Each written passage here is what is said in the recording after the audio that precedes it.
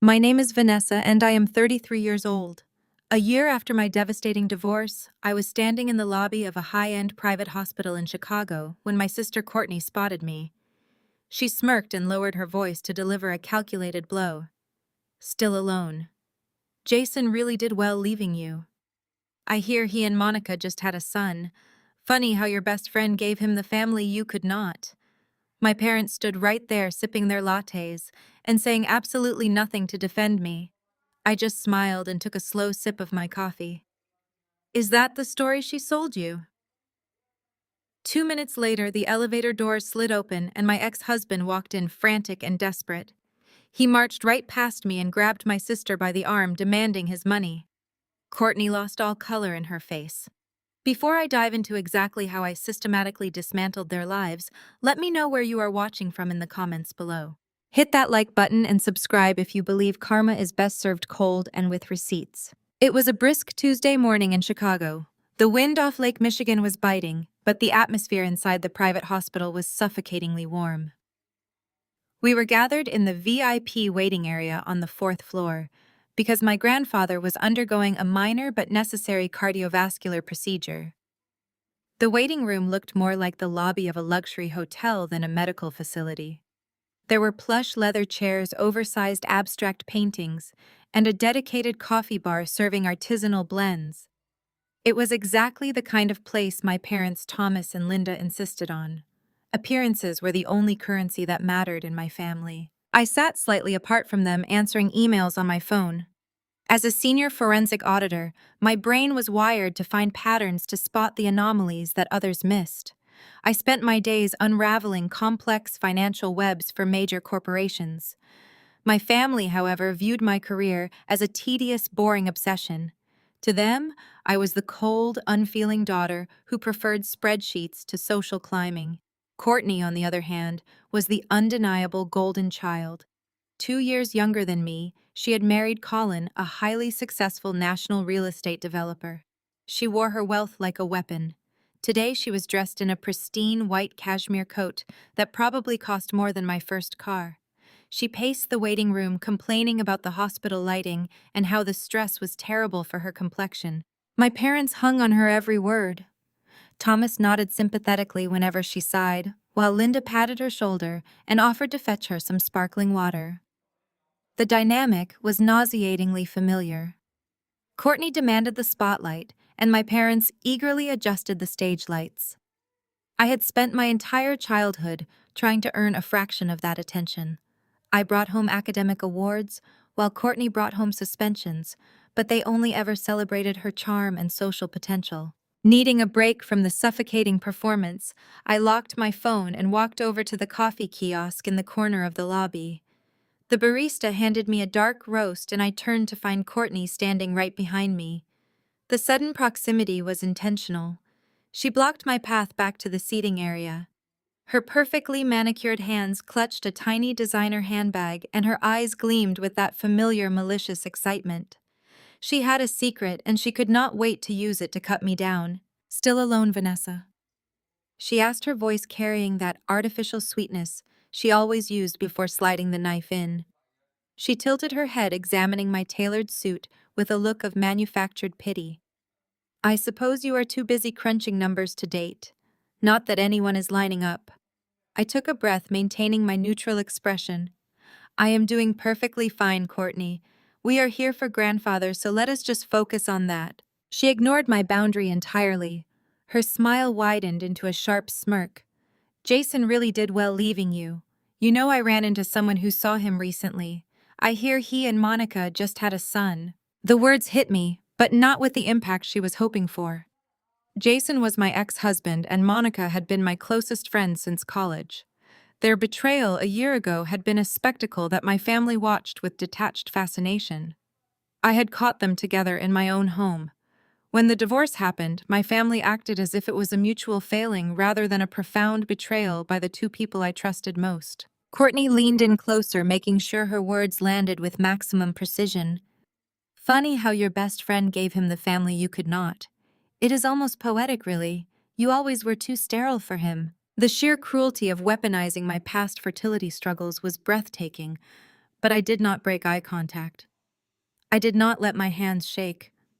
I had spent the last 12 months rebuilding my life brick by brick, and I was no longer the shattered woman who had begged for her family to support her during a divorce. Right on cue, my parents Thomas and Linda stepped up to the kiosk holding their freshly made lattes. They had heard the entire exchange. Instead of reprimanding Courtney for her viciousness, Linda simply adjusted her silk scarf and let out a long, suffering sigh. "Courtney is just being honest, Vanessa," Linda said, her tone laced with condescension.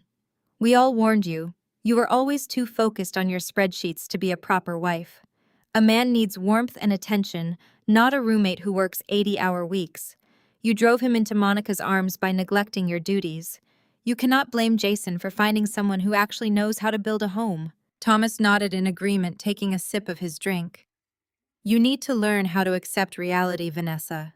Your sister knows how to maintain a high-value marriage.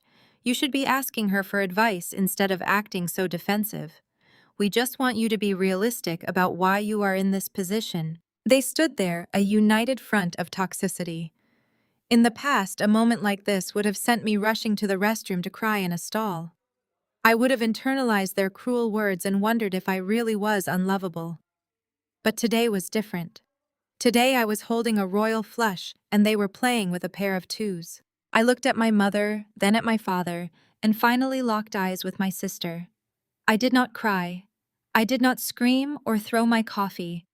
I simply took a slow, deliberate sip of my dark roast, letting the silence stretch until it became uncomfortable for them. I offered a faint, chilling smile. "Is that the story she sold you?" I asked, my voice perfectly steady and calm. Courtney frowned, her smirk faltering slightly. "What are you talking about?" "It is the truth. Everyone knows you drove him away." Before I could respond to her manufactured reality, a sharp melodic ding echoed through the lobby. The brass doors of the main elevator slid open, revealing a scene that immediately shattered the quiet luxury of the hospital floor. Jason walked out. My ex-husband, the man my mother just claimed had built a beautiful new home, looked like he had not slept in days. He was completely disheveled. His usually styled hair was wild and unkempt. He wore a wrinkled jacket over a stained t-shirt, and his eyes darted around the lobby with a frantic, manic energy. He was breathing heavily as if he had sprinted several blocks to get here. Thomas and Linda froze their coffee cups halfway to their mouths. Courtney took a step back, her confident posture instantly crumbling. Jason spotted our group by the kiosk. He did not look at me. He did not offer any lingering glances of regret or anger toward the wife he had betrayed. He completely ignored my existence. Instead, he marched straight toward Courtney, closing the distance with heavy, aggressive steps. Courtney put her hands up, her voice trembling as she tried to maintain her socialite facade. "Jason, what are you doing here? You cannot be here right now. My grandfather is in surgery." Jason did not care about social decorum. He invaded her personal space. His face red with desperation and fury. "Where is my money, Courtney?" he demanded, his voice booming across the quiet lobby, causing several nurses and visitors to turn their heads. Courtney went dead pale. The color drained from her cheeks so fast she looked like she might faint. "Jason, keep your voice down," she hissed desperately, looking around to see who was watching. "Colin is on his way here. You need to leave immediately." "I am not leaving until I get what you promised me," Jason shouted, refusing to be silenced. "You said $75,500 would cover me taking Monica to Denver. You promised that money would set us up, but Monica drained the account yesterday. She took everything and left me with nothing. I have a lease I cannot pay and a car I cannot keep." Linda gasped, clutching Thomas's arm. "Jason, what on earth are you talking about? Courtney did not give you any money." Jason let out a harsh, unhinged laugh, pointing a trembling finger right at Courtney's face. "Ask her. Ask your perfect daughter. You owe me the second installment, Courtney. You promised me another payment if I stayed away and kept my mouth shut. I need that wire transfer today. You owe me the second installment, or I am telling Colin everything. I will tell him exactly where his corporate funds are going." The silence that followed was absolute. The background hum of the hospital seemed to vanish entirely. Thomas stared at Courtney in utter disbelief. Linda looked as though she had been physically struck. The golden child, the perfect wife with the perfect marriage, was suddenly standing in the middle of a hospital lobby, being extorted by her sister's ex-husband. Courtney was shaking visibly. Her eyes darted wildly, searching for an escape route that did not exist. "Jason, please," she stammered, her voice barely a whisper. "I do not have it right now.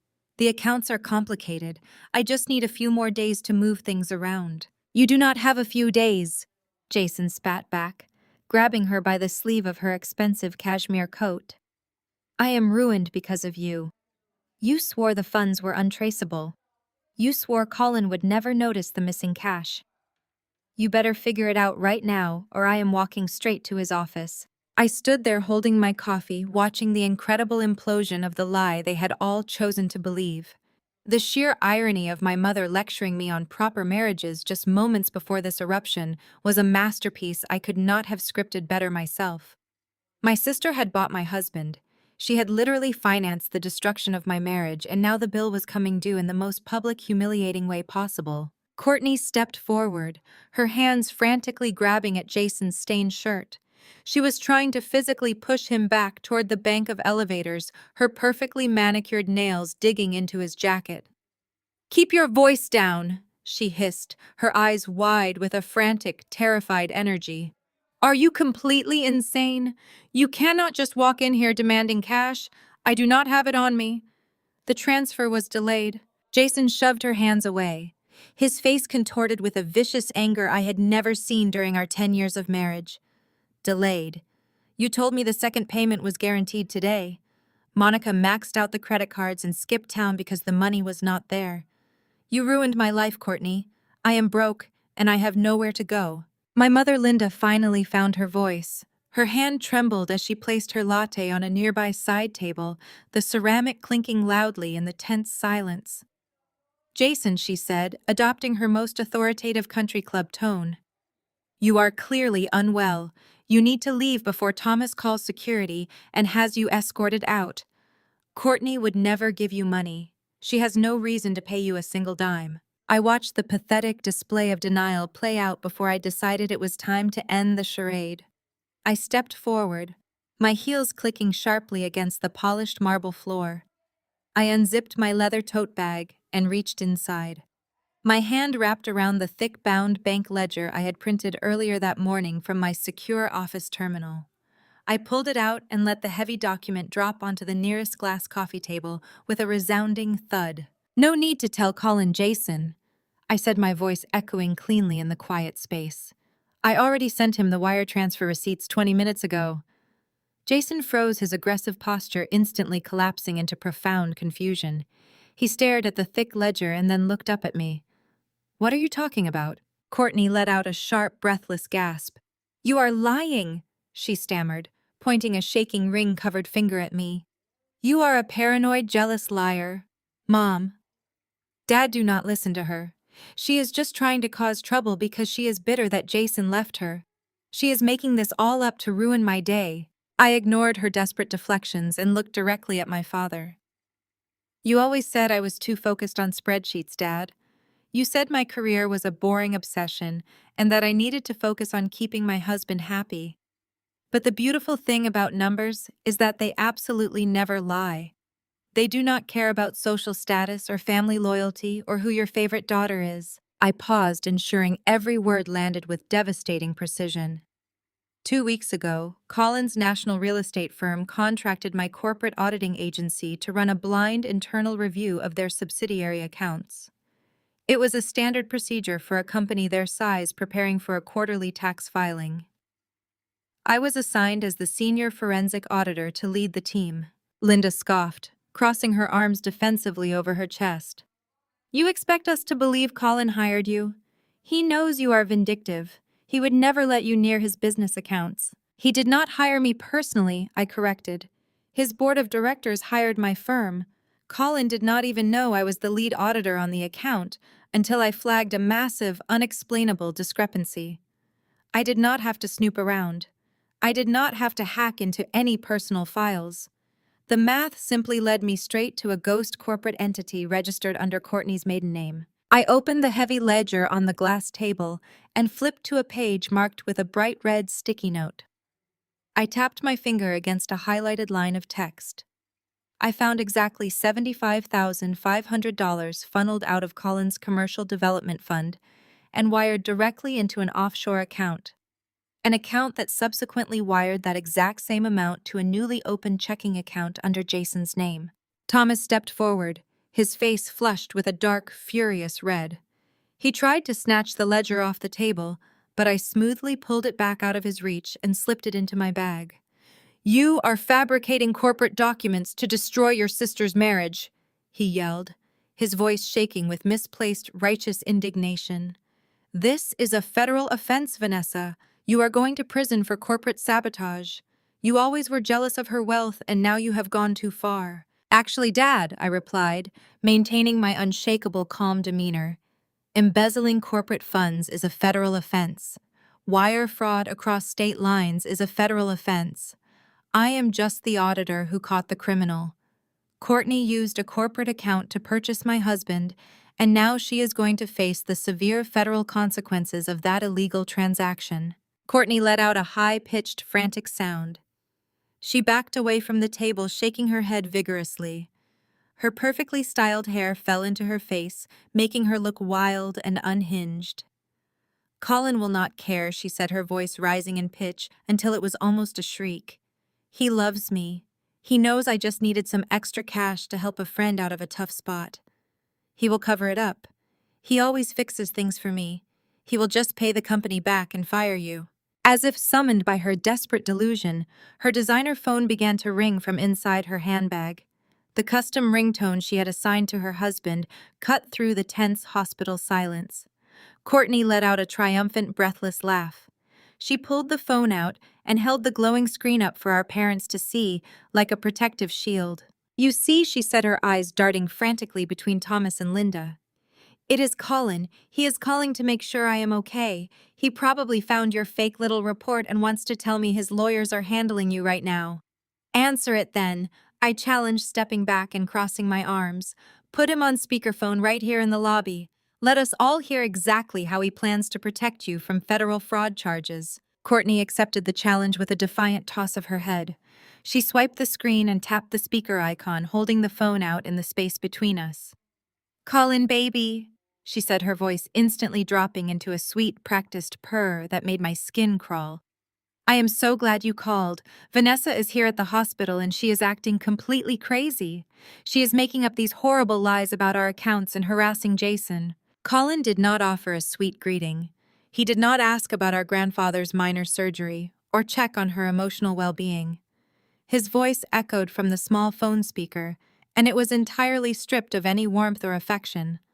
It was the cold, calculated voice of a ruthless real estate magnate who had just discovered a massive liability in his operation.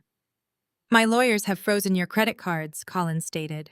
The sheer lack of emotion in his deep voice made Linda physically flinch. Courtney's confident smile melted off her face, instantly replaced by a look of sheer terror. "Colin, what are you talking about?" she whispered, her hands starting to shake so badly she almost dropped the device. "Be at the downtown office in exactly 30 hours with the missing funds." Colin continued, his tone dangerously flat and uncompromising. "Bring a certified cashier's check for the exact amount you stole from my investors. If you are even 1 minute late or one single dollar short, I am calling the police and having you arrested for corporate embezzlement. The clock starts now." The line went dead. A harsh dial tone echoed from the speaker before Courtney's phone screen went completely black. The reality of what had just happened settled over the group like a suffocating weighted blanket. 30 hours. Colin had given her 30 hours to produce $75,500 that she had already given to Jason, money that Monica had already stolen and spent to fund her own escape. It was a mathematically impossible deadline, and every single person standing in that hospital lobby knew it. Jason realized the terrifying legal implications immediately. His eyes darted from the dead phone in Courtney's trembling hand to the security guards stationed by the front entrance. He took a slow, calculated step backward, putting physical distance between himself and my sister. "You are on your own," he muttered, his voice tight with overwhelming panic. "I am not going down for wire fraud." I did not know the money was stolen from a commercial fund. I thought it was from your personal trust account. I am not taking the fall for your stupid mistakes, Courtney. Jason turned on his heel and bolted toward the hospital exit, shoving past a group of startled nurses and disappearing through the automatic sliding glass doors. He had abandoned her to face the consequences just as quickly and callously as he had abandoned our marriage. But right now, Jason fleeing the scene was the absolute least of my concerns. Courtney was staring at the blank screen of her phone. Her breathing became shallow and erratic, a full-blown panic attack setting in. She looked at our parents, hoping for the usual financial bailout they had provided her entire life. But Thomas and Linda were completely frozen in shock. They had spent their entire lives covering up Courtney's mistakes, paying off her exorbitant credit card debts, hiding her academic failures, and buying her way out of any trouble she managed to find. But they could not buy her out of a federal wire fraud investigation. They did not have $75,000 in liquid cash to just hand her, and they certainly did not possess the influence to outmaneuver Colin's elite legal team. Courtney's eyes slowly moved from her dead phone to my face. The sheer panic that had been consuming her suddenly mutated into something much darker. Pure, unadulterated rage completely overtook her features, contorting her beautiful face into a mask of pure hatred. In that terrifying second, her mind connected the final dots. She realized that I had not brought the physical evidence just to gloat. I was a senior forensic auditor handling a highly sensitive corporate investigation. The paper ledger on the table was just a printed summary for Colin's immediate review. The actual decrypted master copy of the audit log, the only unalterable piece of digital evidence that Colin needed to officially hand over to the authorities to guarantee a conviction, was sitting securely on my firm's encrypted server. And I was the only person with the administrative access required to authorize its official release. The realization snapped the very last thread of her sanity. With a guttural, primal scream, Courtney lunged forward across the glass coffee table, her hands extended like weapons aiming directly for my throat as she sought to physically destroy the one person who finally held her accountable. Courtney lunged at my throat. Hospital security guards intercepted her, immediately dragging her back as she shrieked and thrashed. I did not stay to watch the rest of her undignified breakdown. I simply turned on my heel and walked out the automatic glass doors into the biting Chicago wind, leaving my family to deal with the spectacular wreckage of their golden child. The cab ride back to my downtown apartment was quiet. I watched the city skyline blur past the window, allowing myself a rare moment of deep satisfaction. My apartment was my sanctuary.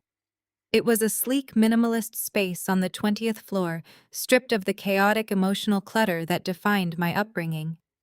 I unlocked the heavy door, dropped my keys into the ceramic bowl on the console, and set my leather tote bag containing the printed ledger onto the kitchen island. I poured myself a glass of ice water, ready to finally process the magnitude of the morning. I barely managed to take a single sip before the aggressive pounding started. It was not a polite knock. It was the heavy, relentless hammering of someone who felt entitled to knock my door off its hinges. I checked the security monitor by the intercom. Less than an hour had passed since I walked out of the hospital. But there they were. Thomas and Linda stood in my hallway. My father was red in the face, breathing heavily, while my mother clutched her designer purse with white-knuckled anxiety. I briefly considered leaving them out there, but ignoring a problem never solved it. I unbolted the door and opened it just a fraction. Before I could even speak, Thomas shoved his weight against the wood, forcing the door wide open and marching directly into my living room. Linda slipped in right behind him, pulling the door shut and locking it. They did not ask if I was all right. They did not apologize for Courtney attempting to physically assault me in a public setting.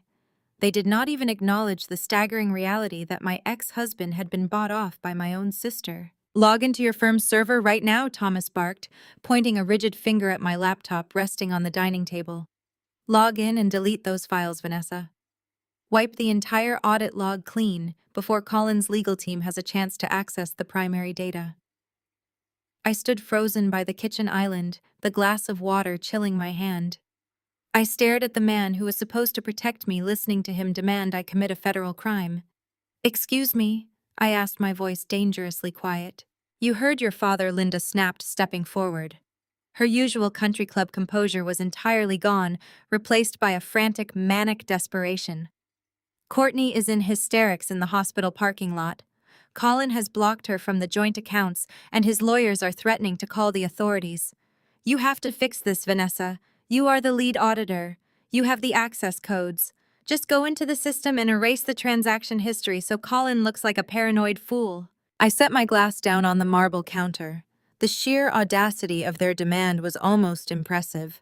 "You want me to tamper with encrypted corporate evidence," I stated, stating the facts plainly to force them to hear reality. "You want me to actively cover up Courtney embezzling $75,500 from a commercial real estate firm, a firm that hired my agency specifically to catch this exact type of fraud." "It is not fraud. It is a family misunderstanding," Linda pleaded, stepping closer and trying to grab my hand. I pulled out of her reach. "Courtney just borrowed the money to handle a delicate situation. She was going to put it back. You work with numbers all day. You know how to make money disappear on paper. Just create a dummy account and balance the ledger." I laughed, a harsh, humorless sound that echoed off the high ceiling. "A delicate situation, Mom. Is that what we are calling it now? She stole corporate funds to pay my husband to abandon our marriage. She orchestrated the destruction of my life, and you want me to risk my career and my freedom to protect her." Thomas slammed his fist down on my dining table, making my laptop rattle. "You are going to ruin your sister's marriage over a petty grudge," he yelled, his voice raw with fury. "She made a minor error in judgment, and you are treating it like the crime of the century because you are jealous. She has a husband and you do not. Fix this right now, just like you took the blame for her academic fraud in college so she would not lose her cheerleading scholarship." The air in the room grew instantly heavy. The mention of college hung between us, a toxic ghost that we had never openly acknowledged until this very second. 10 years ago, Courtney had plagiarized an entire final thesis. When the disciplinary board launched an investigation, my parents begged me to claim I had mistakenly uploaded her file from a shared computer. I took the academic penalty. I sacrificed my own stellar reputation to ensure Courtney kept her pristine record and her social standing. They had conditioned me to be her human shield from the moment we were born. "I am not a naive college student anymore, Dad," I said, my voice dropping an octave, carrying an icy resolve.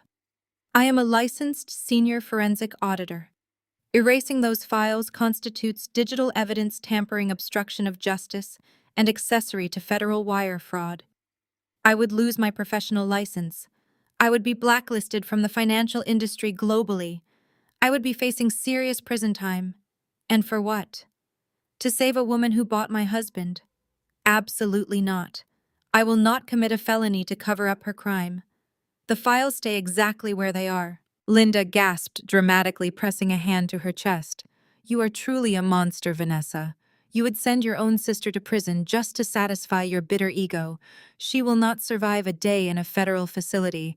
You are tearing this family apart." "No," I countered, stepping out from behind the kitchen island and squaring my shoulders.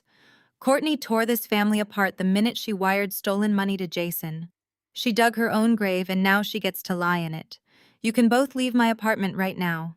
You know where the door is." I expected them to yell more. I expected my mother to resort to her usual guilt trips, or my father to try and intimidate me with his loud, booming voice. Instead, the furious red color slowly drained from Thomas's face. He straightened his suit jacket, his chest rising and falling as he took a deep, steadying breath. His aggressive posture morphed into something entirely different. He stood tall, looking around my beautifully furnished apartment with a cold, calculated sneer. He reached into the inner breast pocket of his tailored suit and pulled out a folded piece of heavy stock paper. He did not yell this time. His voice was smooth and laced with a terrifying, malicious confidence. "You always were too smart for your own good," Vanessa Thomas said, slowly unfolding the document and smoothing out the creases.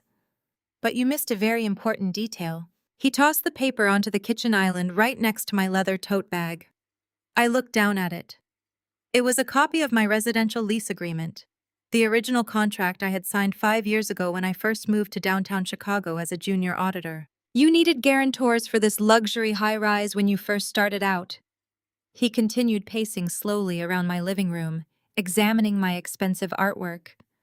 Linda and I co-signed this lease. We assumed the financial liability for this apartment because you did not have the credit history back then. I stared at the paper, a cold knot forming in my stomach. I have renewed the lease on my own every year since I said firmly, I pay the rent entirely by myself. You have nothing to do with this property anymore. That is where you are wrong. Thomas smiled a chilling, predatory expression. We had our corporate lawyers review the original guarantor clause this morning while you were busy playing detective at the hospital. The primary guarantor clause states that we hold unilateral authority to terminate the residency agreement at any point if we deem the financial liability too risky. You may pay the rent, but we hold the legal power to pull the plug on the contract. Linda stepped forward, a triumphant gleam in her eyes. And we just decided that your behavior makes you a massive financial liability, Vanessa. Thomas tapped his finger aggressively against the legal document. I have already signed the termination notice. The building management has it on file. We are triggering an immediate emergency eviction clause. You have 30 hours to log into that server and delete every single trace of Courtney's transactions. If Colin's lawyers find a clean slate tomorrow, we will withdraw the eviction notice and let you keep your little sanctuary. He leaned in closer, his face inches from mine, smelling of expensive cologne and stale coffee. But if you refuse, if you let that clock run out, and Colin finds that audit report, I will have security throw you out on the street. You will have no home, no guarantor, and nowhere to go. You have 30 hours, Vanessa. The choice is yours. They turned in unison and walked toward the front door. Linda did not even glance back as she pulled the heavy door open. Thomas paused in the threshold, offering one last sickening smile. Tick-tock, Vanessa. Save your sister or pack your bags. The door slammed shut, leaving me standing completely alone in the echoing silence of my apartment. The digital clock on my microwave flashed brightly. The 30-hour countdown had officially begun, and my parents had just declared total war. The heavy oak door of my apartment clicked shut, sealing out my parents but locking me in with the suffocating reality of their threat. The digital clock on my oven glared in the dim light of my kitchen. I had 29 hours and 40 minutes left until Colin's deadline expired. My parents had made their play, assuming their financial leverage over my lease would force me into submission. They expected me to panic, to cry, to break down, and do exactly what they commanded just to keep a roof over my head. Instead, I walked over to the kitchen island, picked up my glass of ice water, and drank it slowly.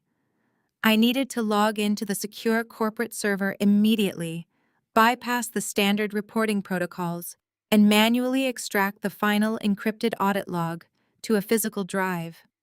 I had to deliver the undeniable proof to Colin before my parents could execute their eviction notice. I opened my laptop and typed in my credentials, waiting for the secure network tunnel to establish its connection. The progress bar crawled across the screen. As I reached for my phone to check my messages, the device suddenly vibrated so violently it nearly slid off the marble countertop. It was not a single notification. It was a relentless, aggressive cascade of alerts. The screen lit up with a rapid-fire sequence of tags, direct messages, and missed call alerts from colleagues I had not spoken to in months. My chest tightened. I unlocked the screen and opened the first notification that caught my eye. It was an alert from a major social media platform.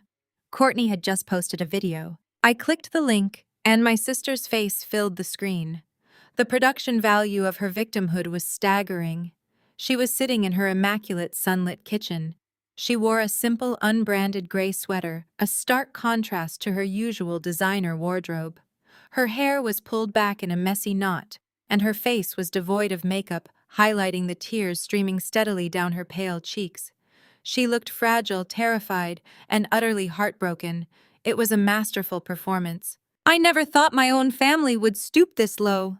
Courtney began, her voice trembling perfectly as she stared directly into the camera lens. She paused to wipe a tear away, taking a shuddering breath. Many of you know my sister Vanessa works as a senior forensic auditor. What you do not know is that she is mentally unstable. She has been deeply unwell ever since her husband left her last year. I stared at the screen, my blood turning to ice. She had tagged my corporate firm's official account directly in the caption alongside Colin's real estate development company. She was ensuring maximum visibility in our professional spheres. Since my husband's firm hired her agency, Vanessa has been using her position to fabricate financial documents. Courtney continued, her voice gaining a desperate pleading edge. She is trying to destroy my marriage out of pure bitter jealousy. She is obsessed with the fact that my ex-brother-in-law Jason left her to start a real family. Now she is risking her entire firm's reputation to frame me for embezzlement just to ruin my life. Please, I am asking for privacy while our family deals with her psychotic breakdown. The video ended. I looked at the engagement metrics. It had been live for less than 15 minutes and already had thousands of views. The comments were a wildfire of outrage and misplaced sympathy. Chicago socialites, real estate investors, and mutual acquaintances were flooding the comment section, praising Courtney for her bravery and tagging my firm, demanding accountability. She had not just gone on the offensive, she had launched a digital nuclear strike against my professional integrity, knowing that in the corporate world, perception is often more powerful than the truth. My phone began to ring loudly, cutting through the silence of my apartment. The caller ID flashed the name of Arthur Vance, the senior managing partner at my auditing firm. Arthur was a man who cared about exactly two things: billable hours and the pristine public reputation of his agency. I took a deep breath, preparing myself for the inevitable storm, and answered the call. Vanessa? What on earth is happening on the internet right now? Arthur bellowed, completely bypassing any standard greeting. His voice echoed with a furious, panicked energy. I have the public relations team swarming my office. Colin's wife just publicly accused you of falsifying a corporate audit to settle a petty domestic dispute. You are trending for corporate fraud, Vanessa. Arthur, please calm down, I replied, keeping my voice as level and professional as possible. The video is a complete fabrication. Courtney is engaging in extreme damage control because I caught her stealing. The audit is entirely accurate. I found a shell corporation registered under her maiden name. She embezzled the funds to pay off my ex-husband. The math is undeniable, and I have the digital ledger to prove every single transaction. I do not care about the math right now, Arthur shouted, his anger escalating. I care that our biggest client's wife is crying on a viral video, claiming we employ unhinged, vindictive auditors who manipulate financial data for personal revenge. We audit national banks, Vanessa. Our entire business model relies on unimpeachable trust. Colin's firm represents a $20 million account for us. If the public believes we allow personal vendettas to influence our financial reporting, this agency is ruined. Arthur, you cannot let a social media stunt dictate our corporate policy, I argued, gripping the edge of the kitchen island. I have exactly 28 hours to deliver the fully decrypted master log to Colin's legal team. If I do not present the hard evidence, Courtney will have time to launder the remaining funds, and the digital trail will go cold. I need to complete the file transfer right now. You are not delivering anything. Arthur snapped, his voice dropping into a tone of absolute, uncompromising authority. You are to cease all contact with Colin, his legal team, and his wife immediately. You are officially suspended pending a full internal ethics investigation. You cannot suspend me right now. I countered, a genuine spike of alarm, finally piercing my calm exterior. If you pull me off this account, she gets away with a federal crime. I have the proof on my local terminal. Just let me send the encrypted packet. The decision is already made, Vanessa, Arthur stated coldly. I will not risk the reputation of this firm on a family feud. Turn in your company badge to security by tomorrow morning. Do not speak to the press. Do not speak to the client. You are done. The line went dead. I lowered the phone, my mind racing through the rapidly shrinking list of options. I turned my attention back to my laptop screen, ready to initiate the manual download of the audit log, regardless of Arthur's orders. I just needed 5 minutes of network access to copy the master files onto an external hard drive. As my fingers hit the keyboard, the screen suddenly flickered. The green icon indicating my secure virtual private network connection abruptly turned yellow, then vanished entirely. The secure client folders on my desktop turned gray. I clicked frantically on the main audit directory, but a stark red error message immediately slashed across the monitor. Access denied. User privileges have been revoked. Contact network administrator. I stared at the red letters, feeling a profound, terrifying sense of helplessness wash over me. Arthur had not just suspended me, he had instantly severed my digital access. The master audit log, the irrefutable evidence of Courtney's federal crime, the only leverage I had to save myself from my parents' eviction notice, was now locked away behind a corporate firewall I could no longer breach. Courtney had successfully disarmed me.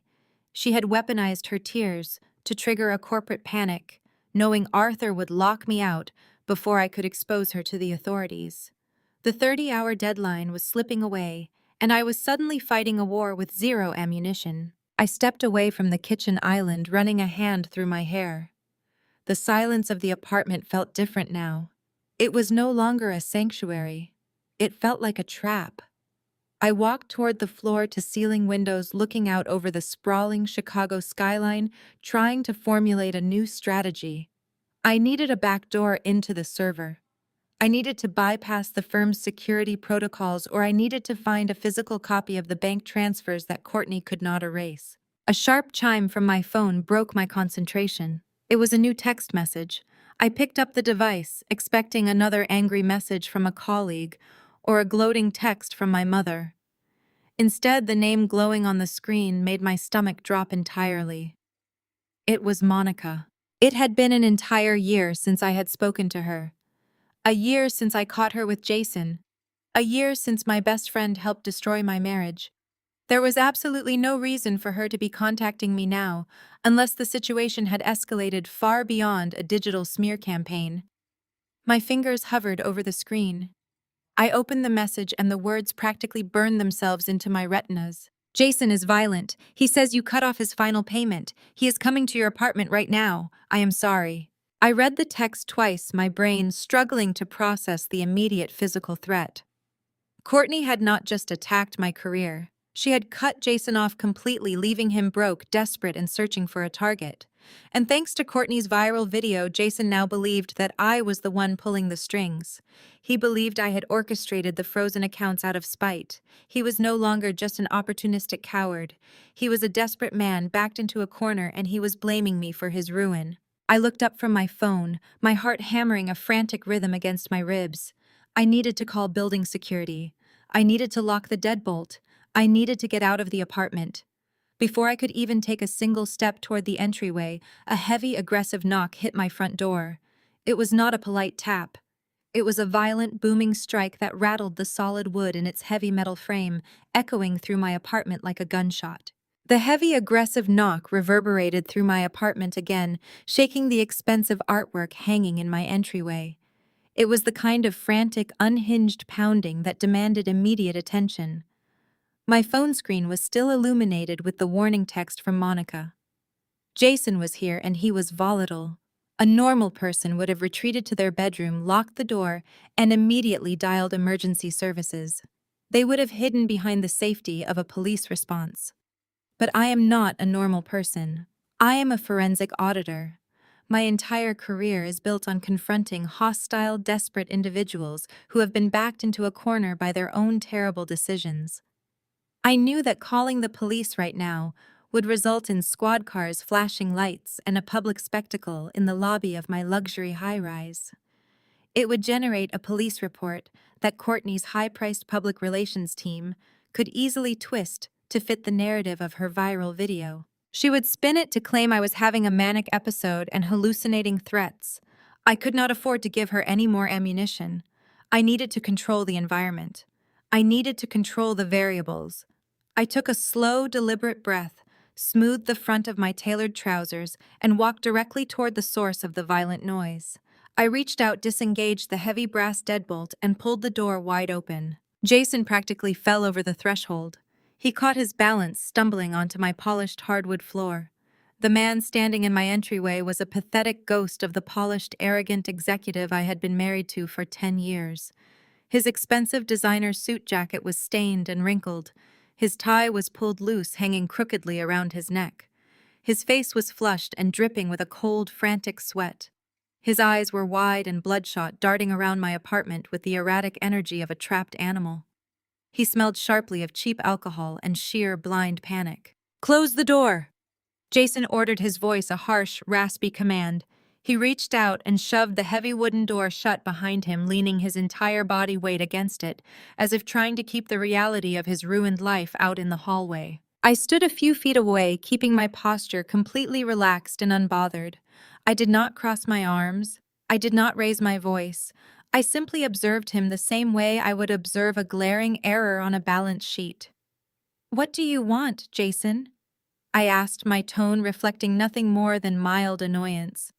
"You are trespassing." He pushed himself off the door and began pacing my living room, his dress shoes leaving scuff marks on the pristine floor. "I want my money, Vanessa. I want the money your sister promised me, and since she cannot pay it, you are going to cover her debt." He stopped pacing and pointed a trembling finger directly at my chest. "I know exactly how much you have sitting in your high-yield savings accounts. I know you cleared out your stock portfolio after the divorce. You are going to log into your banking portal right now and transfer $50,000 into a secure, untraceable crypto wallet. If you do not have the liquid cash, you are going to march down to your bank vault and empty it for me. I need $50,000 in untraceable cash tonight." I let out a short, humorless laugh. The sheer audacity of his demand was staggering. "You break into my home a year after destroying our marriage with my best friend, and you demand $50,000. Why on earth would I ever give you a single dime of my hard-earned money? You are completely delusional, Jason. You are not getting a cent from me. You can walk out that door right now, or I will have building security physically drag you to the curb." Jason's desperate expression mutated into a dark, malicious sneer. He took 2 aggressive steps toward me, closing the distance between us. "Because if you do not pay me, I am going to destroy you." He spat the words, landing with vicious intent. "Have you seen the internet today, Vanessa? Have you seen your sister's little performance? She is painting you as a psychotic, jealous ex-wife who is falsifying corporate documents out of pure spite. She is claiming you are having a mental breakdown, and right now the entire corporate world is buying her tearful act." I maintained my steady gaze, refusing to let him see how accurately his words reflected my current professional crisis. He leaned in closer, his alcohol-laced breath washing over my face. "I hold the missing piece of her puzzle, Vanessa. If you do not give me that cash tonight, I am going straight to Colin's legal team. I will go to the business press. I will sit down in front of a camera and corroborate every single word Courtney said. I will tell the world that you have been stalking me. I will testify that you begged me to come back, and when I refused, you decided to frame Courtney to punish the family. I will swear under oath that you bragged to me about manipulating those audit logs." The threat was a masterclass in extortion. If Jason publicly corroborated Courtney's lie, my career would not just be suspended, it would be permanently incinerated. A corroborating witness would give Colin's lawyers the exact leverage they needed to file criminal defamation and corporate sabotage charges against me. The narrative would be sealed. The crazy, obsessed ex-wife seeking revenge against her perfect sister. I would go to federal prison, and Courtney would walk away a victim. He was holding my entire future hostage for $50,000. I did not panic. I analyzed the data in front of me. Jason was not acting from a position of strength. Extortion is always a byproduct of desperate weakness. "You are bluffing," I said, my voice dropping to a calm, clinical register. "If you corroborate Courtney's story, you implicate yourself in the embezzlement. You received the stolen funds, Jason. If she goes down, you go down as an accessory. Why do you need $50,000 in untraceable cash tonight? Why not just wait and extort Courtney when she figures out a way to cover the missing corporate funds?" Jason let out a pathetic, broken sound that was half laugh and half sob. Because Courtney is cut off, he yelled, throwing his hands in the air. Her credit cards are frozen. Colin's lawyers are watching her every move. She is bankrupt, and so am I. You think my life is perfect. You think Monica and I are living some beautiful suburban dream. He paced back toward the window, staring out at the dark Chicago skyline. Courtney bragged to your parents about my new son. She bragged about the perfect family. It was all a lie, Vanessa. A complete lie she fed to your mother just to twist the knife in your back. Monica kicked me out yesterday. She found out the offshore account was empty. She realized the second installment from Courtney was never coming. The minute she realized I was completely broke, she changed the locks on our apartment. She packed my bags and left them in the hallway. I have no access to the baby. I have no money for rent. I have absolutely nothing. He turned back to face me, his eyes wide with a terrifying manic resolve. Courtney used me to hurt you, and then she discarded me the second the money dried up. I am a desperate man, Vanessa, and desperate men do not care about collateral damage. I have nothing left to lose. I will gladly burn my own reputation to the ground if it means taking you down with me. If I go to prison, I will make absolutely sure you are sitting in the cell right next to me. He reached into the pocket of his ruined suit jacket and pulled out a cheap plastic burner phone. He gripped the device tightly, his thumb hovering over the keypad. I am not leaving without that money. He shifted his weight, moving deliberately to block the entryway. He positioned his large frame directly in front of the heavy wooden door, effectively trapping me inside my own living room. He raised the phone, tapping a sequence of numbers into the screen. I have Colin's lead corporate attorney on speed dial, Vanessa. I memorized his direct line. Give me the $50,000 right now. Empty your accounts, or I press call and tell him exactly what he wants to hear. I will tell him the audit is fake. I will end your life tonight. I stood trapped between the kitchen island and the man who had already broken my heart once, watching him prepare to destroy my reality. He pressed the green call button, and the harsh digital ringing sound echoed loudly through the tense silence of my apartment. Jason held the cheap plastic phone aloft like a trophy. The harsh digital ringing tone pulsed through the living room, sharp and rhythmic. He sneered, his bloodshot eyes locked onto mine, waiting for me to break. He expected me to lunge for the device, to drop to my knees, to beg him to stop. He expected the same broken woman he had left crying on the floor a year ago. Instead, I turned my back on him. I walked away from the barricaded front door and moved calmly toward the marble kitchen island. My heels clicked against the hardwood, the sound steady and unhurried. What are you doing? Jason barked, his confidence faltering for a fraction of a second. I am calling him Vanessa. I am ending your career. I did not answer. I reached the kitchen island and rested my hand on the sleek black surface of my smart home hub. The digital ringing from his burner phone ceased abruptly. The call had connected. Hello? A deep, authoritative voice crackled. But the sound did not come from the tiny speaker of Jason's burner phone. It echoed perfectly through the high-fidelity surround sound speakers built into my apartment ceiling. I pressed a single button on the hub. The 8-inch display screen instantly flared to life. Jason, I said, keeping my voice perfectly level and projecting it clearly toward the microphone array. You just threatened to commit perjury and extortion on a live, heavily encrypted video call with Colin's lead corporate attorney. Jason froze. The color drained from his face so fast he looked physically ill. He stared at the burner phone in his hand, then slowly looked up at the glowing screen on my kitchen island. The high-definition camera feed displayed a pristine, glass-walled boardroom. Sitting at the head of a massive oak table was Marcus Sterling Collins' ruthlessly efficient lead counsel.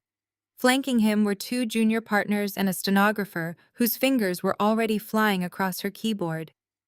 They had been sitting in silence, listening to every single word Jason had screamed since he kicked my door open.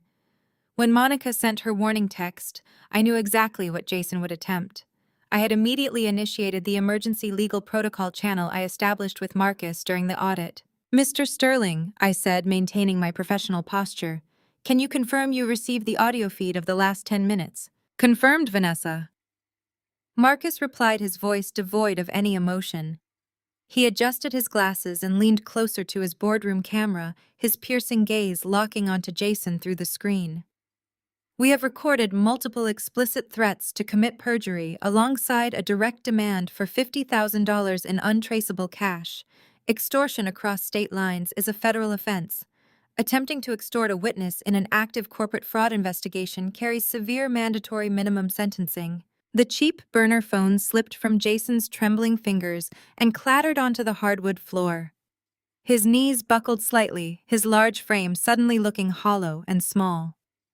He realized in a fraction of a second that his grand extortion scheme had just become a recorded confession. "Wait," Jason stammered, holding his hands up toward the screen as if he could physically stop the lawyers from prosecuting him. "Wait, you do not understand. She set me up. Courtney set me up. I did not want to do any of this." "Then start talking," Marcus commanded, leaning back in his leather chair. "Right now. On the record." Jason did not hesitate. The instinct for self-preservation completely overrode whatever loyalty he had left for my sister. He spilled the entire wretched truth, his words tumbling out in a frantic, desperate rush. "It was never just about paying me off to leave," Jason confessed, his chest heaving as he stared at the camera. "Courtney did not just buy my exit. She paid me specifically to destroy Vanessa's life. She planned the whole thing with Monica. They wanted the betrayal to be as painful and humiliating as possible. They wanted to break Vanessa mentally." I stood frozen by the island. I had known Courtney was selfish, but orchestrating my husband's affair with my best friend went beyond greed. It was clinical sociopathy. "Why?" Marcus asked, his pen pausing over his notepad. "What is the motive?" "The grandfather?" Jason blurted out, wiping the cold sweat from his forehead. "Their grandfather is wealthy, and his health is failing. He is rewriting his estate distribution next month. Courtney knows the old man trusts Vanessa. She knew Vanessa would audit the estate and find out Courtney has been siphoning money from his personal accounts for years. Courtney needed Vanessa completely out of the picture. She needed Vanessa to look totally unstable, emotionally broken, and professionally discredited, so she could not challenge the new will. Courtney wants to be named the sole executor.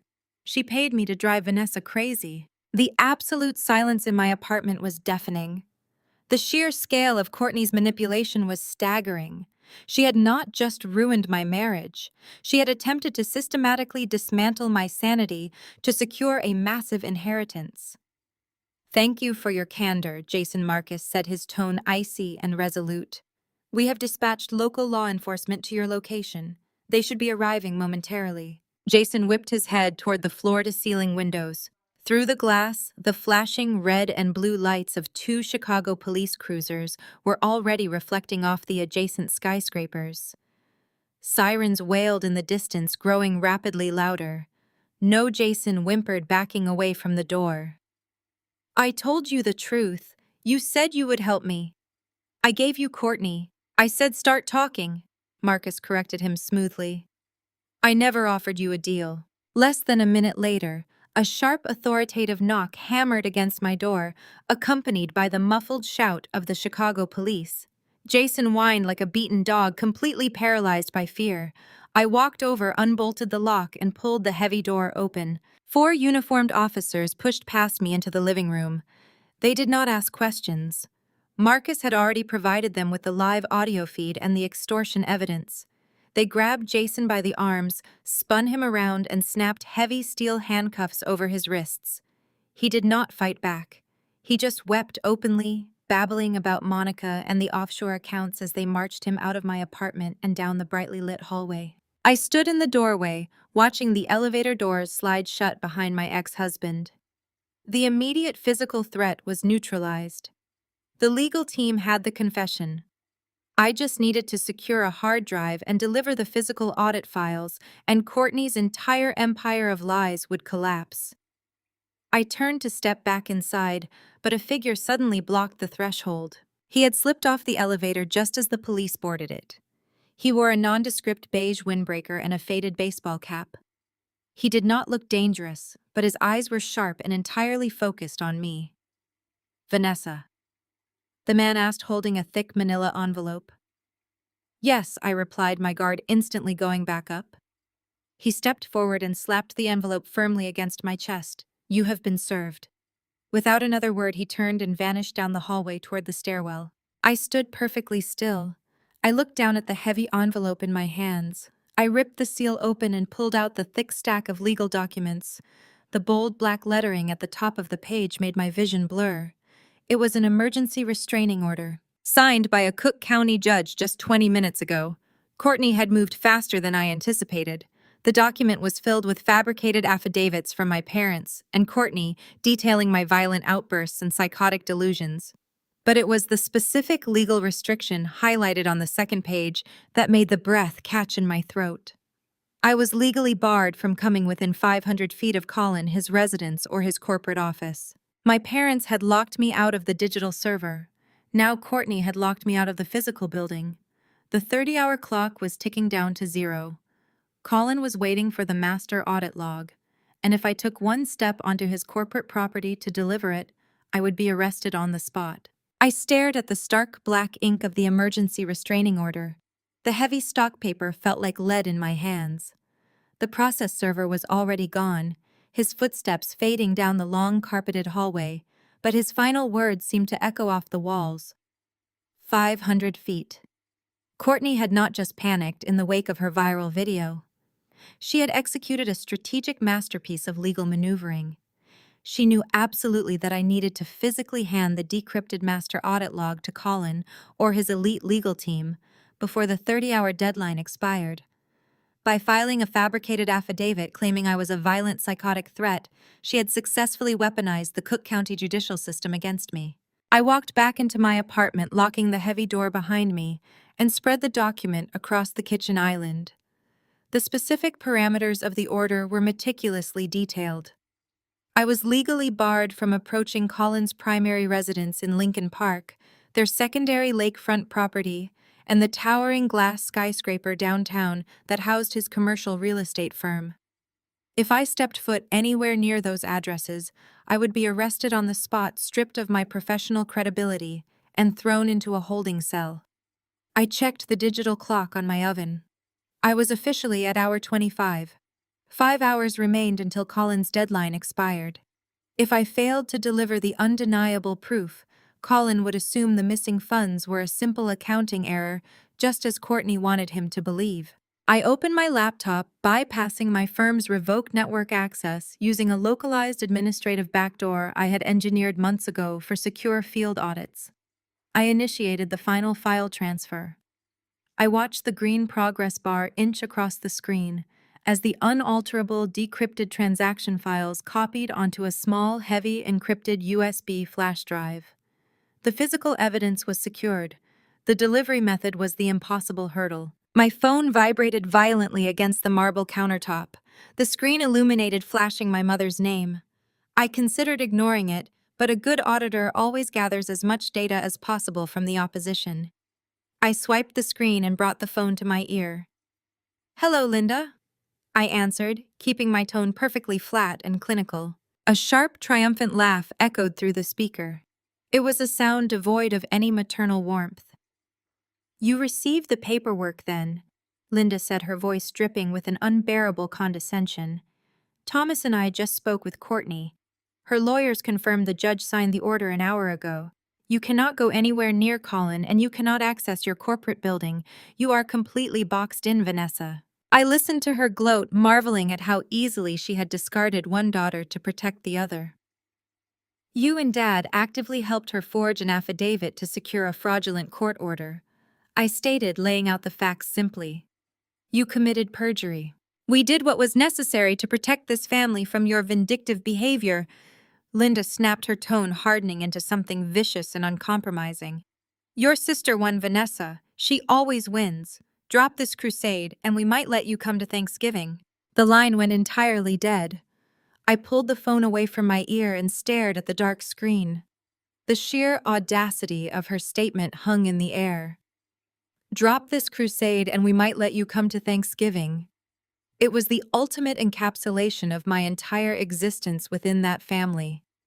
My compliance was the currency required to buy their basic affection. They expected me to simply fold, to swallow the professional destruction of my career and the personal humiliation of Jason's betrayal, just for the privilege of sitting quietly at their holiday table. I set the phone down next to the encrypted USB drive. I was not going to fold. I picked up the restraining order again, scanning the dense legal jargon with the same ruthless precision I applied to offshore tax shelters. Courtney's lawyers had been thorough, but they were operating on a rushed timeline. They had specifically listed the private residential addresses and the commercial corporate headquarters. They had created a geographic fortress around Colin, but they had forgotten about the social calendar. I walked over to my refrigerator and looked at the thick embossed invitation pinned beneath a magnet. Tonight was the annual Chicago Real Estate Charity Gala. It was the most prestigious networking event of the season for the city's commercial developers. Colin and Courtney were not just attending the gala, they were hosting it. The event was being held at the Grand Ballroom of the Drake Hotel downtown. I looked back down at the legal document in my hands. The Drake Hotel was a public venue. It was not listed on the restraining order. It was a massive, glaring loophole in Courtney's legal fortress. I did not need to breach the security of Colin's corporate office. I could ambush him in the middle of his own charity gala surrounded by hundreds of his wealthiest investors and peers. I picked up the USB drive and slipped it into the pocket of my blazer. The strategy was sound, but the execution presented an immediate critical barrier. The gala was an exclusive, heavily guarded event. I was currently suspended from my firm, facing a viral public relations nightmare, and undoubtedly blacklisted from every high society guest list in Chicago. Courtney would have ensured my name was flagged by the private security teams manning the ballroom doors. If I tried to simply walk in, I would be turned away on the sidewalk. I needed an ironclad way into that room. I needed a VIP credential that security could not question. I needed Arthur Vance. I picked up my phone and dialed the direct cellular number of the senior managing partner who had suspended me just hours earlier. He answered on the fourth ring, his tone thick with aggressive impatience. "I explicitly told you to cease all contact, Vanessa," Arthur barked over the line. "Our PR department is currently drafting a statement distancing this agency from your personal fallout. Do not make this worse for yourself. Arthur, I need a +1 VIP ticket to the Chicago Real Estate Charity Gala tonight," I demanded, completely ignoring his reprimand. "I need it issued directly under the firm's platinum sponsorship tier, and I need my name cleared with the venue security immediately." Arthur let out a harsh, incredulous scoff. "Are you completely out of your mind? You are suspended pending an ethics investigation. You are trending on social media for corporate sabotage. I am not authorizing you to represent this firm at the most important real estate event of the year so you can confront your sister. Absolutely not." "I am not asking for a favor, Arthur," I said, my voice dropping to a dangerously calm and authoritative register. "I am cashing in the marker you owe me from the Davidson account 3 years ago." The silence on the other end of the line was instantaneous and profound. The Davidson account was the firm's darkest secret. 3 years ago, Arthur had personally signed off on a massive commercial audit that completely missed a $10 million liability. The oversight would have bankrupted the firm and exposed Arthur to severe federal negligence charges. I was the junior auditor who caught his catastrophic mistake just hours before the filing deadline. I stayed in the office for 3 days straight, working entirely off the books to rebuild the financial models, restructure the tax liabilities, and silently fix his error before the client or the authorities ever noticed. I saved his career, his wealth, and his freedom, and I had never asked for a single thing in return until right now. "You cannot leverage that, Vanessa," Arthur said, his voice suddenly tight and cautious, lacking its previous booming authority. "That was a localized internal correction." "I saved you from a federal indictment, Arthur." I corrected him smoothly, keeping the pressure localized and relentless. "I have never brought it up. I have never used it to secure a promotion. But right now, I need access to that ballroom. I have the physical encrypted USB drive containing the undeniable proof that Courtney embezzled those funds.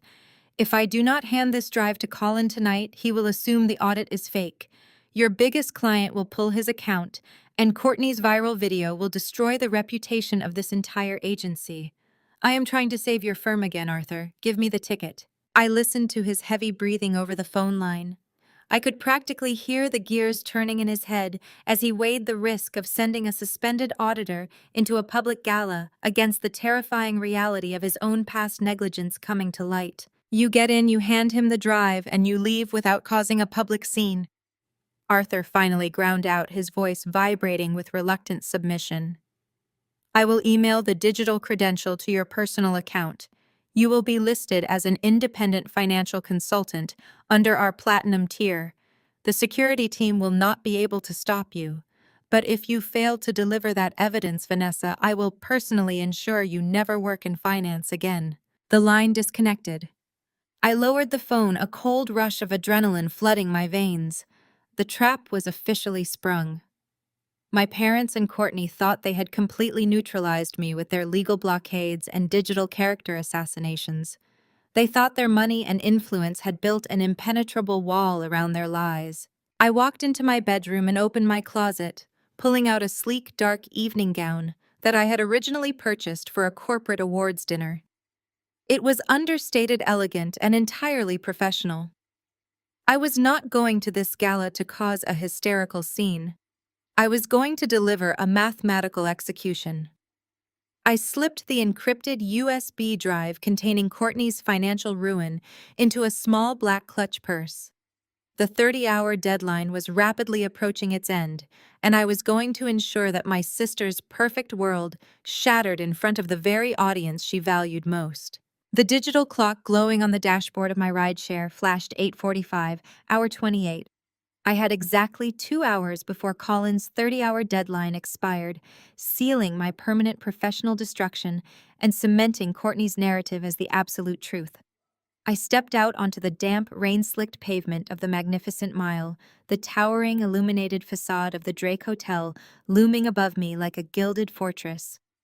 Before leaving my apartment, I had originally pulled a dark evening gown from my closet, intending to play the part of a traditional gala attendee. But as I stared at the delicate, yielding fabric, I realized I did not need to blend in with the socialites. I needed armor. I had swapped the silk for a razor-sharp, charcoal power-tailored suit. The structured shoulders, the severe lapels, and the impeccably tapered trousers cut an uncompromising silhouette. I was not a donor attending a charity ball. I was a forensic auditor reporting to an execution. Approaching the grand entrance, I assessed the security perimeter. 2 burly men with transparent earpieces flanked the heavy velvet ropes, meticulously scanning digital guest lists on illuminated tablets. I kept my posture rigid, my chin elevated, and my face entirely devoid of hesitation. When the lead guard held up a massive hand to halt my approach, I did not slow my pace. I thrust my phone forward, the screen displaying the bright encrypted QR code Arthur had sent me. The guard scanned it. The tablet chimed a cheerful, affirming green, displaying my credential as a platinum-tier independent financial consultant. The guard stepped aside, instantly pulling the velvet rope back with a polite nod. I walked through the heavy brass doors, leaving the cold Chicago night behind me. The grand ballroom was a sensory overload of excessive, unmitigated wealth. Massive crystal chandeliers cascaded from the vaulted ceiling, casting a warm golden radiance over hundreds of Chicago's corporate elite. Women drifted across the polished floor in extravagant flowing ball gowns of emerald crimson and gold, their diamonds catching the light with every movement. Men stood in tight exclusionary clusters, swirling expensive aged scotch in crystal tumblers, wearing identical bespoke tuxedos. My charcoal suit parted the sea of silk and tulle like a scalpel. I drew confused, lingering stares from the guests, but I ignored them entirely. I kept strictly to the perimeter of the room, utilizing the deep shadows cast by the towering, elaborate floral centerpieces to mask my movements. My eyes scanned the room, bypassing the local politicians and real estate tycoons searching relentlessly for Colin. Instead, I found my parents. Thomas and Linda were holding court near a towering multi-tiered champagne fountain. My mother wore a heavily beaded silver gown that looked suffocatingly tight. She was laughing loudly, throwing her head back at a joke made by a city alderman playing the role of the triumphant matriarch to absolute perfection. My father stood proudly beside her, projecting the image of the successful, unbothered patriarch. I stopped moving, slipping quickly behind a massive marble pillar just as my mother turned her head. I was a fraction of a second too slow. Through the reflection of an adjacent mirrored column, I saw her artificial smile freeze. Her eyes locked directly onto my charcoal suit. The color drained from her face. She grabbed my father's arm with violent force, her perfectly manicured fingernails digging deep into the fabric of his tuxedo jacket. She pointed a trembling finger directly at my hiding spot. I did not wait for them to mount an approach. I moved. I wove rapidly through a dense cluster of real estate developers, keeping my head down and my pace brisk but measured. I risked a single glance back over my shoulder. Thomas was aggressively grabbing the shoulder of a passing event security guard, pointing frantically in my direction, his face red with sudden panic. Linda was trailing close behind him, barking orders at the guard. They knew exactly what my presence here meant. They knew I had breached their quarantine. I doubled my pace, ducking past a lavish melting ice sculpture and slipping seamlessly through a set of heavy, unmarked double doors designated exclusively for the catering staff. The service hallway was a jarring, immediate contrast to the opulence of the ballroom. Harsh buzzing fluorescent lights illuminated the sterile white walls. Waiters carrying massive silver trays of delicate hors d'oeuvres hurried past me in a frantic rhythm, paying absolutely no attention to a woman in a business suit. I navigated the labyrinth of stainless steel prep stations and stacked warming ovens moving deeper into the backstage veins of the hotel. I knew Colin's operational habits intimately. Before any major public speaking engagement, he always abandoned the crowded, chaotic floor to find an isolated space to review his notes. He despised the mindless, draining chatter of networking when he was trying to focus on a presentation. I turned a sharp corner near the primary kitchen entrance and found him. Colin stood entirely alone by a towering stack of plastic catering crates. He looked physically devastated. The immense stress of the missing millions, coupled with Courtney's viral smear campaign and the impending deadline, had aged him a decade in 3 days. He was rubbing his temples with one hand, a glowing tablet clutched tightly in the other. I stepped out of the shadows, my heels clicking sharply against the linoleum floor. "Colin," I said, my voice cutting through the hum of the kitchen equipment. He snapped his head up. His eyes widened in absolute, unadulterated shock. "Vanessa," he hissed instinctively, taking a large step backward, his posture defensive. "What are you doing here? You have a legally binding restraining order. If event security finds you anywhere near this venue, they will arrest you immediately." I ignored his panic. I closed the distance between us, my expression unyielding. I reached into my clutch and pulled out the heavy encrypted USB drive. I held it out to him, the metal casing catching the harsh fluorescent light. "I am here to save your firm, Colin." I stated, my tone devoid of any pleading or desperation. "This drive contains the decrypted, unalterable master audit log. It meticulously maps every single offshore transfer, every shell corporation, and every fabricated vendor invoice Courtney utilized to siphon $10 million from your company accounts." Colin stared at the small drive as if it were a live ticking explosive. He refused to take it. He shook his head, his breathing shallow. "You are suspended, Vanessa. Courtney showed me the affidavits from your parents. She showed me the documentation of your erratic behavior. You fabricated these financial numbers out of pure spite to ruin her. You are sick." I did not flinch. I did not raise my voice to argue. I simply pulled out my phone, navigated directly to the audio file I had extracted from my smart home hub, and pressed play. I held the speaker up. Jason's desperate, frantic, tear-stained voice echoed loudly through the sterile service hallway. It was never just about paying me off to leave. Courtney did not just buy my exit. She paid me specifically to destroy Vanessa's life. Their grandfather is wealthy and his health is failing. He is rewriting his estate distribution next month. Courtney knows the old man trusts Vanessa. Courtney wants to be named the sole executor. She paid me to drive Vanessa crazy. Colin stopped breathing. I stood perfectly still, watching the blood drain completely from his face as he listened to Jason lay out the entire sociopathic conspiracy. He listened to the brutal motive. He listened to the absolute, unforgivable betrayal. The audio file ended, leaving a heavy, suffocating silence in its wake. Colin's eyes darted from my phone to the USB drive and finally up to my face. The reality of his wife's monstrous manipulation crashed over him in real time. He slowly reached out his hand, trembling violently, and took the USB drive from my fingers. He pulled an adapter from his jacket pocket and plugged the drive directly into the port on his tablet. The screen prompted him for authentication. I verbally gave him the decryption key. He typed it in. The screen instantly populated with thousands of rows of highlighted, undeniable financial data. The offshore routing numbers perfectly matched the internal accounts Courtney personally managed. The timestamps aligned flawlessly with his missing capital. The proof was absolute, mathematical, and irrefutable. Collins stared at the glowing screen for a long, agonizing minute. When he finally looked up, his face had turned to pure stone. The confused, defensive husband was gone. He was replaced by a ruthless, betrayed CEO who had just realized his greatest liability was sleeping in his own bed. Before Colin could utter a single word, a booming, amplified voice echoed through the service hallway speakers.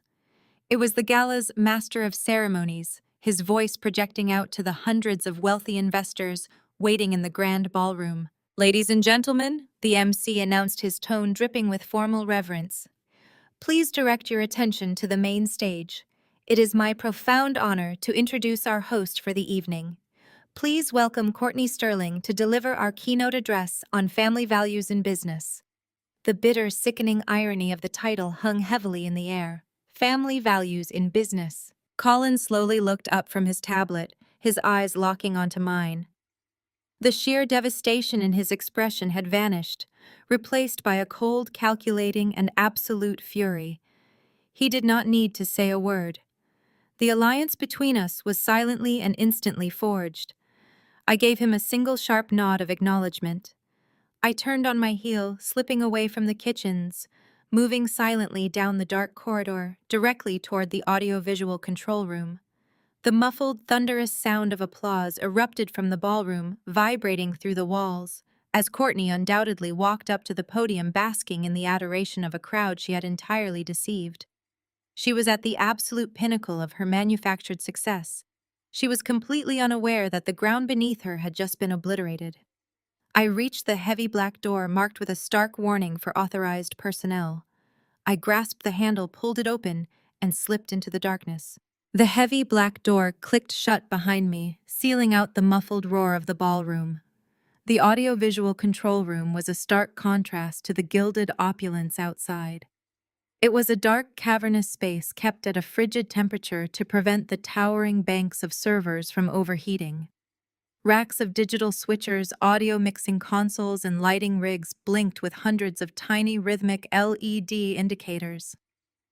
A single technician, a young man wearing a black headset and a dark polo shirt, sat hunched in front of a massive array of glowing monitors.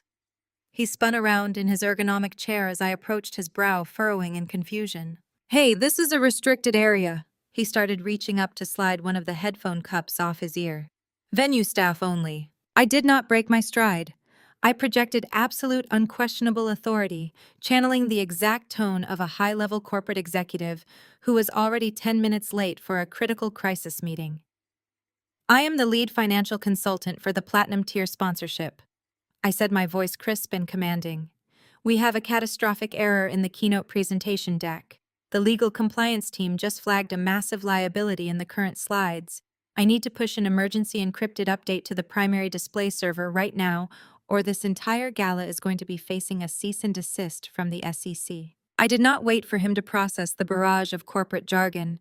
I leaned right over his shoulder, invading his workspace with calculated aggression. I bypassed his primary keyboard and plugged my heavy encrypted USB drive directly into the master ingest port on the main console. "Wait, you can't just plug unauthorized hardware into the main matrix." He stammered, his hands hovering over his keyboard, caught between protocol and the sheer force of my presence. If you stop this upload, you are taking personal responsibility for a multi-million-dollar compliance breach on a live broadcast, I stated, staring down at him with eyes as cold as the server room. Do you want your name on that incident report? He swallowed hard, pulling his hands back and raising them in a gesture of surrender.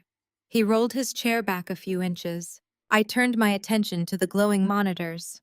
Through the soundproof observation glass that spanned the length of the room, I had a perfect, unobstructed view of the grand ballroom.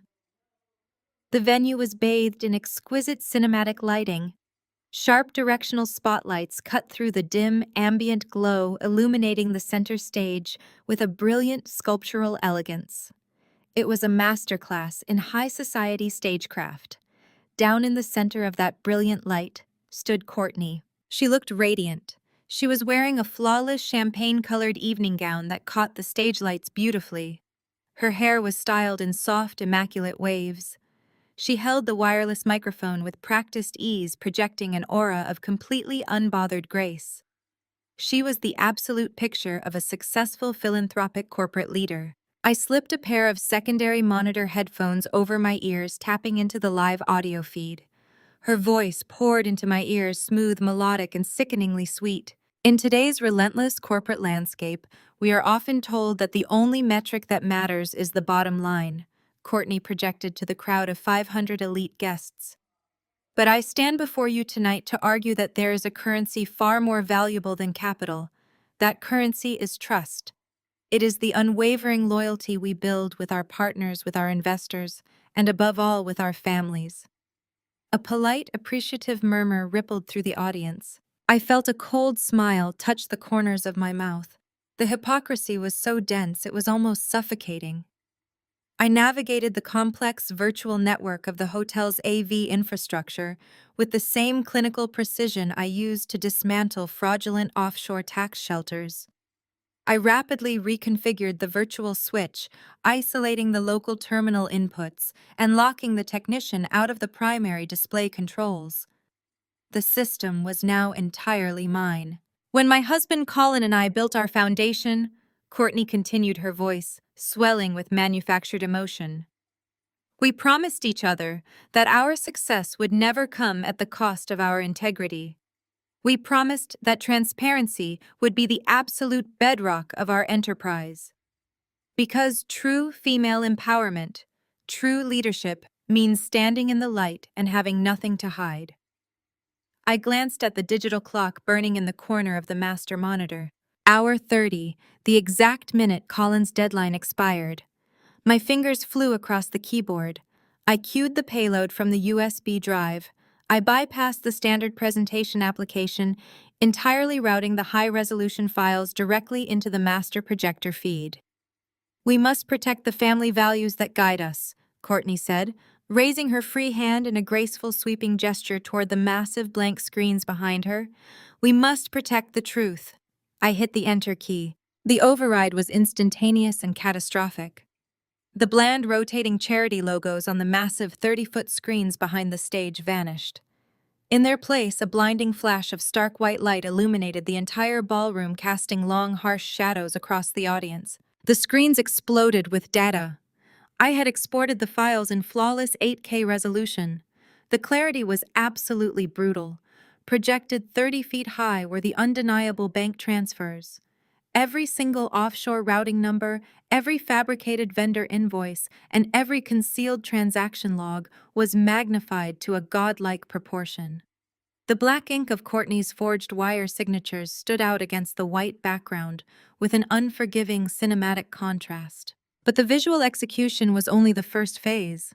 I reached for the master audio console and slammed the primary fader all the way up, routing a secondary audio file directly into the ballroom's massive line array speakers, overriding Courtney's live microphone feed. The crisp digital audio of Jason's recorded confession thundered through the grand ballroom, the sound bouncing off the crystal chandeliers and rattling the champagne glasses on the VIP tables. Courtney did not just buy my exit. Jason's desperate, tear-stained voice boomed from the speakers, raw and echoing with undeniable guilt. She paid me specifically to destroy Vanessa's life. She planned the whole thing with Monica. They wanted the betrayal to be as painful and humiliating as possible. Down on the floor, the reaction was instantaneous. The grand ballroom of 500 elite guests fell dead silent. It was not a respectful hush. It was the total paralyzing silence of a vacuum. The clinking of silverware stopped. The quiet networking murmurs ceased. Hundreds of faces frozen in varying states of shock, confusion, and dawning horror stared up at the massive screens. Their grandfather is wealthy, and his health is failing. Jason's recorded voice continued to broadcast, relentless and condemning. Courtney knows the old man trusts Vanessa. Courtney wants to be named the sole executor. She paid me to drive Vanessa crazy. Courtney froze. She stood at the podium, her graceful posture suddenly rigid. The sheer volume of Jason's voice echoing behind her shattered her perfect composure. She slowly spun around, her champagne-colored gown twisting around her ankles. She tilted her head back, looking up at the towering 8K displays. She read her own criminal footprint. She saw the offshore accounts she thought were permanently buried. She saw the exact forged signatures she had used to drain her husband's firm of $10 million. The wireless microphone slipped from Courtney's manicured fingers. It hit the polished hardwood stage with a sharp, violent crack, followed by a deafening feedback screech that tore through the silent room. She stumbled backward, her hands flying to her mouth, her eyes wide with a sheer, unadulterated terror that no public relations team could ever spin. The mask was completely gone. Total chaos erupted at the front of the room. The initial shockwave of silence shattered, replaced by a rising tide of frantic whispers and panicked exclamations from the city's financial elite. At the premier VIP table closest to the stage, my parents reacted with pure, frantic desperation. Thomas shot out of his chair so fast, it tipped backward and crashed to the floor. Linda followed a second later, her face contorted in absolute horror. They abandoned any pretense of high society decorum. "Cut it!" Thomas screamed, his voice cracking as he lunged toward the edge of the stage, waving his arms wildly at the empty air, completely unsure of where the control booth even was. "Cut the power! Turn it off right now! Security! Get security in here!" Linda hitched up the skirt of her heavy beaded gown and physically rushed the stage steps, her eyes darting frantically around the room. "Turn the screens off!" she shrieked, her voice shrill and echoing over the lingering playback of Jason's confession. "This is a lie. Turn it off." In the control booth, the young technician finally recovered from his shock. He lunged forward, trying to yank the primary power cable from the display server, but I smoothly blocked his arm, placing myself firmly between him and the console. The files were locally cached on the projector's internal memory now. Pulling the cord would not stop the display. Down on the stage, a new figure emerged from the dark shadows of the velvet stage wings. It was Colin. He did not rush. He did not look panicked.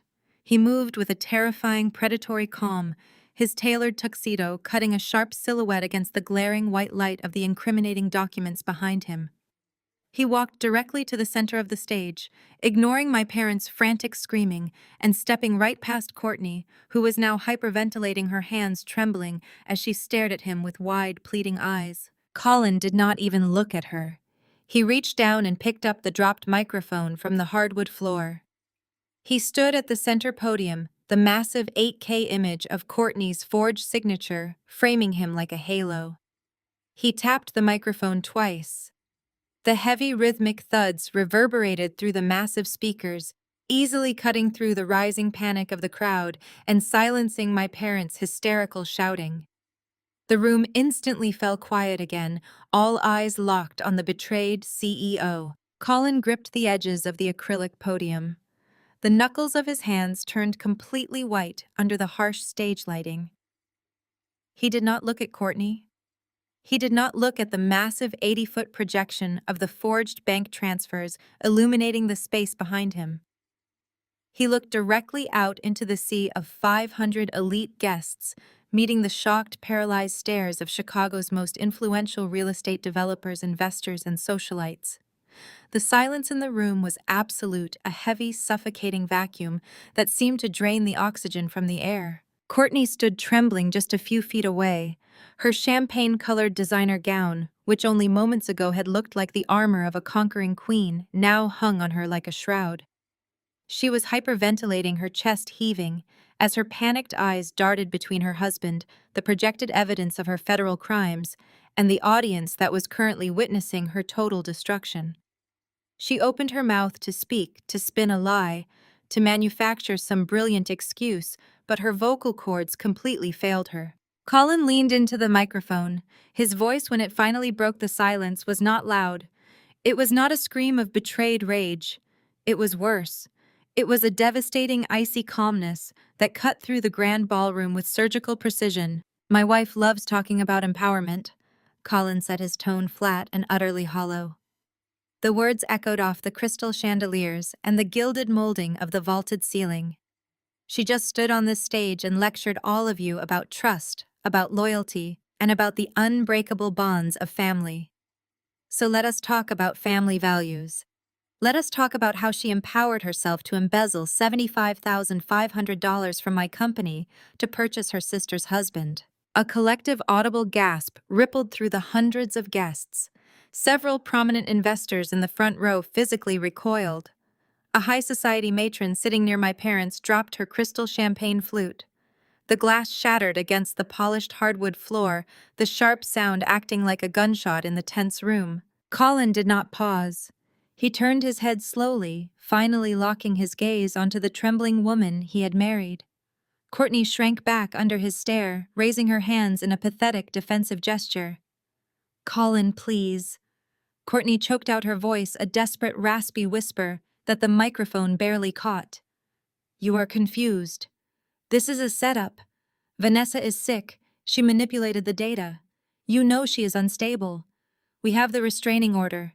Please do not do this in front of everyone." Colin reached into the breast pocket of his tailored tuxedo. He withdrew a thick, sealed manila envelope. He held it up for the entire ballroom to see, then took 2 deliberate steps across the stage and pressed the envelope firmly against Courtney's chest. She reflexively wrapped her arms around it, staring down at the thick stack of legal documents as if they were covered in poison. "I am not doing this over the money," Courtney Collins stated, his voice ringing with an absolute crushing finality. "The money can be recovered. The accounts can be frozen. I am doing it because you used my company to destroy the only decent person in your family. I filed for divorce 30 hours ago. The exact moment the deadline had begun. The exact moment he had given me the final window to prove my case. He had known even then that if the math added up, the marriage was already over." Courtney let out a sharp, guttural sob. The manila envelope slipped from her grasp, spilling the divorce petitions across the stage floor. She reached out, trying to grab Colin's tuxedo jacket, trying to pull him back into the web of manipulation she had woven for years. Colin simply stepped backward out of her reach. From the dark, velvet-draped wings of the stage, 2 men emerged. They did not wear tuxedos. They wore dark, nondescript suits, and their expressions were entirely devoid of emotion. They moved with the synchronized, practiced efficiency of law enforcement professionals who had executed this exact maneuver 1,000 times before. They were federal investigators brought in by Marcus Sterling the moment the offshore wire fraud crossed international banking lines. Courtney Sterling, the lead investigator, said, his voice carrying clearly into the microphone Colin had left on the podium. "You are under arrest for federal wire fraud, corporate espionage, and interstate extortion." Courtney screamed. It was a high, piercing sound of pure, unadulterated terror. She thrashed backward as the second investigator caught her wrists, twisting them smoothly behind her back. The sharp metallic click of handcuffs snapping shut echoed through the ballroom. The sound was instantly followed by the flashing of dozens of smartphone cameras. The elite guests, the people whose approval Courtney had craved more than oxygen, were now documenting her criminal downfall in real time. The flashes strobed across her tear-streaked face, immortalizing the exact moment her empire of lies burned to the ground. I stepped out of the audiovisual control room. The cold air of the service corridor washed over my face, but I felt entirely warm. I walked out into the main concourse and pushed through the heavy brass doors of the ballroom. The crowd parted for me. As I walked down the center aisle in my charcoal power suit, the wealthy attendees stepped aside, clearing a wide path. They looked at me with a mixture of awe and terror. They had just witnessed a forensic execution, and they knew exactly who had pulled the trigger. I did not look at them. My eyes were locked on the stage. The federal investigators were frog-marching Courtney down the side stairs of the stage. Her champagne gown dragged heavily across the floor. Her flawless hair was plastered to her wet face. She was weeping hysterically, babbling incoherent pleas to Colin, who had already turned his back on her and was walking away into the shadows of the stage wings. They led her directly past the premier VIP table. Thomas and Linda stood frozen amidst the shattered glass and overturned chairs. Their faces were gray, completely drained of the arrogant, victorious blood that had animated them just 30 minutes prior. They watched their golden child, the daughter they had protected at the cost of my sanity, being hauled away in steel bracelets to face a federal judge. The social ruin was absolute. They would be pariahs in Chicago by sunrise. Every country club, every board of directors, every elite circle they had clawed their way into would permanently sever ties before the morning news aired. As Courtney was dragged past them, she did not even look at her parents. She just kept sobbing. Thomas ripped his gaze away from Courtney and locked onto me. I had stopped walking, standing perfectly still at the edge of the dance floor. The panic in his eyes instantly mutated into a desperate, frantic survival instinct. He shoved past a stunned waiter and scrambled across the floor, closing the distance between us. Linda trailed closely behind him, her hands wringing together in a pathetic display of maternal panic. Vanessa Thomas gasped, his breathing shallow and ragged. He reached out his trembling hands, hovering just inches from my shoulders, terrified to actually touch me. "Vanessa, you have to stop this. You have to talk to Colin." I looked at the man who had raised me, who had gleefully signed a fabricated affidavit claiming I was a violent psychotic just to protect his own social standing. I felt absolutely nothing. No anger, no sorrow, just the cold, clinical detachment of an auditor reviewing a closed file. "Tell him to drop the charges," Linda begged, pushing past Thomas. Her voice was shrill, completely stripped of its usual condescension. She reached out and grabbed my sleeve. "Please, Vanessa, she is your sister. She made a mistake. We will pay the money back. We will fix it. You cannot let them put her in federal prison. We are your family." I looked down at Linda's hand clutching my jacket. I slowly raised my eyes, meeting her terrified stare with an unyielding glacial calm. "I am just a forensic auditor," I said, my voice projecting clearly over the chaotic murmurs of the surrounding crowd. "I don't drop charges. I just follow the math." I pulled my arm free from her grasp. Linda stumbled backward, her hand flying to her mouth as she finally realized the absolute totality of her own defeat. There was no negotiation. There was no family loyalty left to exploit. I had zeroed out their accounts. Before Thomas could formulate another pathetic plea, a massive commotion erupted at the rear of the ballroom. The heavy mahogany double doors burst open with a violent crash, slamming into the adjacent walls. The crowd at the back of the room shrieked and scattered. Monica dragged Jason through the threshold by the collar of his ruined designer jacket. Jason was a frantic, sweating mess. His face was bruised, and he was clutching a small black leather card holder to his chest like a lifeline. He had clearly attempted to flee in the wake of his initial interrogation, desperate to escape the collapsing radius of Courtney's fraud. He was fighting wildly, trying to tear himself away from Monica's iron grip, but she held on with the furious strength of a woman whose entire life had just been incinerated by his actions. He tried to run. Monica screamed, her voice echoing through the massive ballroom, completely devoid of any high society restraint. Her hair was wild and her evening gown was torn at the shoulder. She hauled Jason forward, practically throwing him onto the polished dance floor. He just tried to steal Colin's corporate credit card. He booked a private charter flight to Mexico. He tried to drain the contingency accounts. Jason scrambled on the floor, trying to push himself up, but his dress shoes slipped on the polished wood. He looked around wildly, his bloodshot eyes darting from Monica to the sea of horrified guests, and finally landing on the massive 8K projection screen that still displayed the undeniable proof of his extortion. He realized he had just run directly into the epicenter of the blast zone. Three uniformed Chicago police officers, who had been stationed in the hotel lobby for event security, sprinted through the open ballroom doors. They did not hesitate. They tackled Jason to the floor, driving his face into the hardwood. The black leather card holder skittered across the floor, stopping precisely at my feet. I looked down at the embossed corporate logo of Collins' firm, glinting in the light. The officers wrenched Jason's arms behind his back, hauling him to his knees as they read him his rights for the second time that night. 6 months passed with the cold, ruthless efficiency of a perfectly balanced ledger. The chaos of the Chicago Real Estate Charity Gala had completely evaporated, replaced by the sterile, unyielding machinery of the federal justice system. Every lie my family had manufactured was subjected to the harsh, illuminating light of a forensic audit, and the final tally left them entirely bankrupt. My return to the financial agency was not a quiet reinstatement, it was a coronation.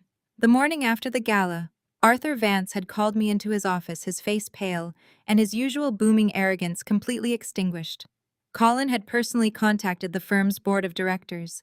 He had publicly vouched for my unparalleled auditing brilliance, declaring to the city's financial elite that I was the only reason his empire had not collapsed under the weight of my sister's embezzlement. He issued a very simple, non-negotiable ultimatum to the board. If I was not immediately reinstated and promoted, he would pull his entire commercial real estate portfolio from their management. Arthur had no choice. I walked out of his office that morning as the youngest senior managing partner in the firm's history. Now I sat behind a massive desk of polished obsidian in a corner office that overlooked the sweeping Chicago skyline. The floor-to-ceiling glass windows offered an unobstructed view of the very city my parents had once used as their personal playground. I had the power. I had the respect of the industry. I had an immaculate professional record that had withstood a coordinated malicious sabotage attempt. My reputation was armor-plated. Courtney, however, was experiencing a vastly different reality. The federal hammer had come down with devastating force. Faced with the undeniable 8K resolution evidence of her wire fraud, the fabricated vendor invoices, and Jason's recorded confession, her high-priced defense attorneys had immediately advised her to surrender. She took a brutal plea deal to avoid a lengthy sentence in a federal penitentiary. The judge showed absolutely no mercy. Courtney was sentenced to 5 years of severe federal probation and ordered to pay full immediate restitution to Collins' company. The financial execution was absolute. The courts froze every single asset tied to her name. The joint bank accounts, the luxury vehicles, the designer jewelry collections, and the offshore shell corporations were aggressively seized and liquidated.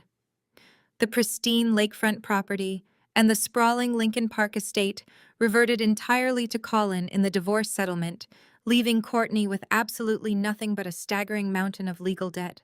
To meet her court-ordered monthly restitution payments and avoid violating her probation, Courtney was forced to enter the workforce. She was no longer a high-society philanthropist hosting million-dollar galas. She was now working as a hostess at a 24-hour strip mall diner in the deep, unfashionable suburbs of Chicago. I had driven past it once entirely out of professional curiosity. The diner was a depressing, neon-lit structure wedged between a discount auto parts store and a failing laundromat. Through the grease-stained glass, I watched the woman who had once tried to destroy my sanity, standing behind a cheap laminate podium. She was wearing a stain-resistant polyester uniform, handing out sticky laminated menus to tired truck drivers and late-night shift workers. The smell of cheap fryer oil had permanently replaced the scent of her custom French perfumes. It was a mathematical reduction to zero. She had traded her integrity for greed, and the resulting deficit had consumed her entire life. Her accomplices had fared no better. Jason's attempt to steal Colin's corporate credit card and flee to Mexico had spectacularly failed, resulting in his immediate arrest on the ballroom floor. He was currently completely bankrupt, his personal assets seized by the courts to help cover the damages he had caused Colin's firm. He was confined to a tiny, miserable studio apartment on the south side of the city, wearing a bulky GPS ankle monitor as he awaited his official criminal trial for accessory to federal wire fraud.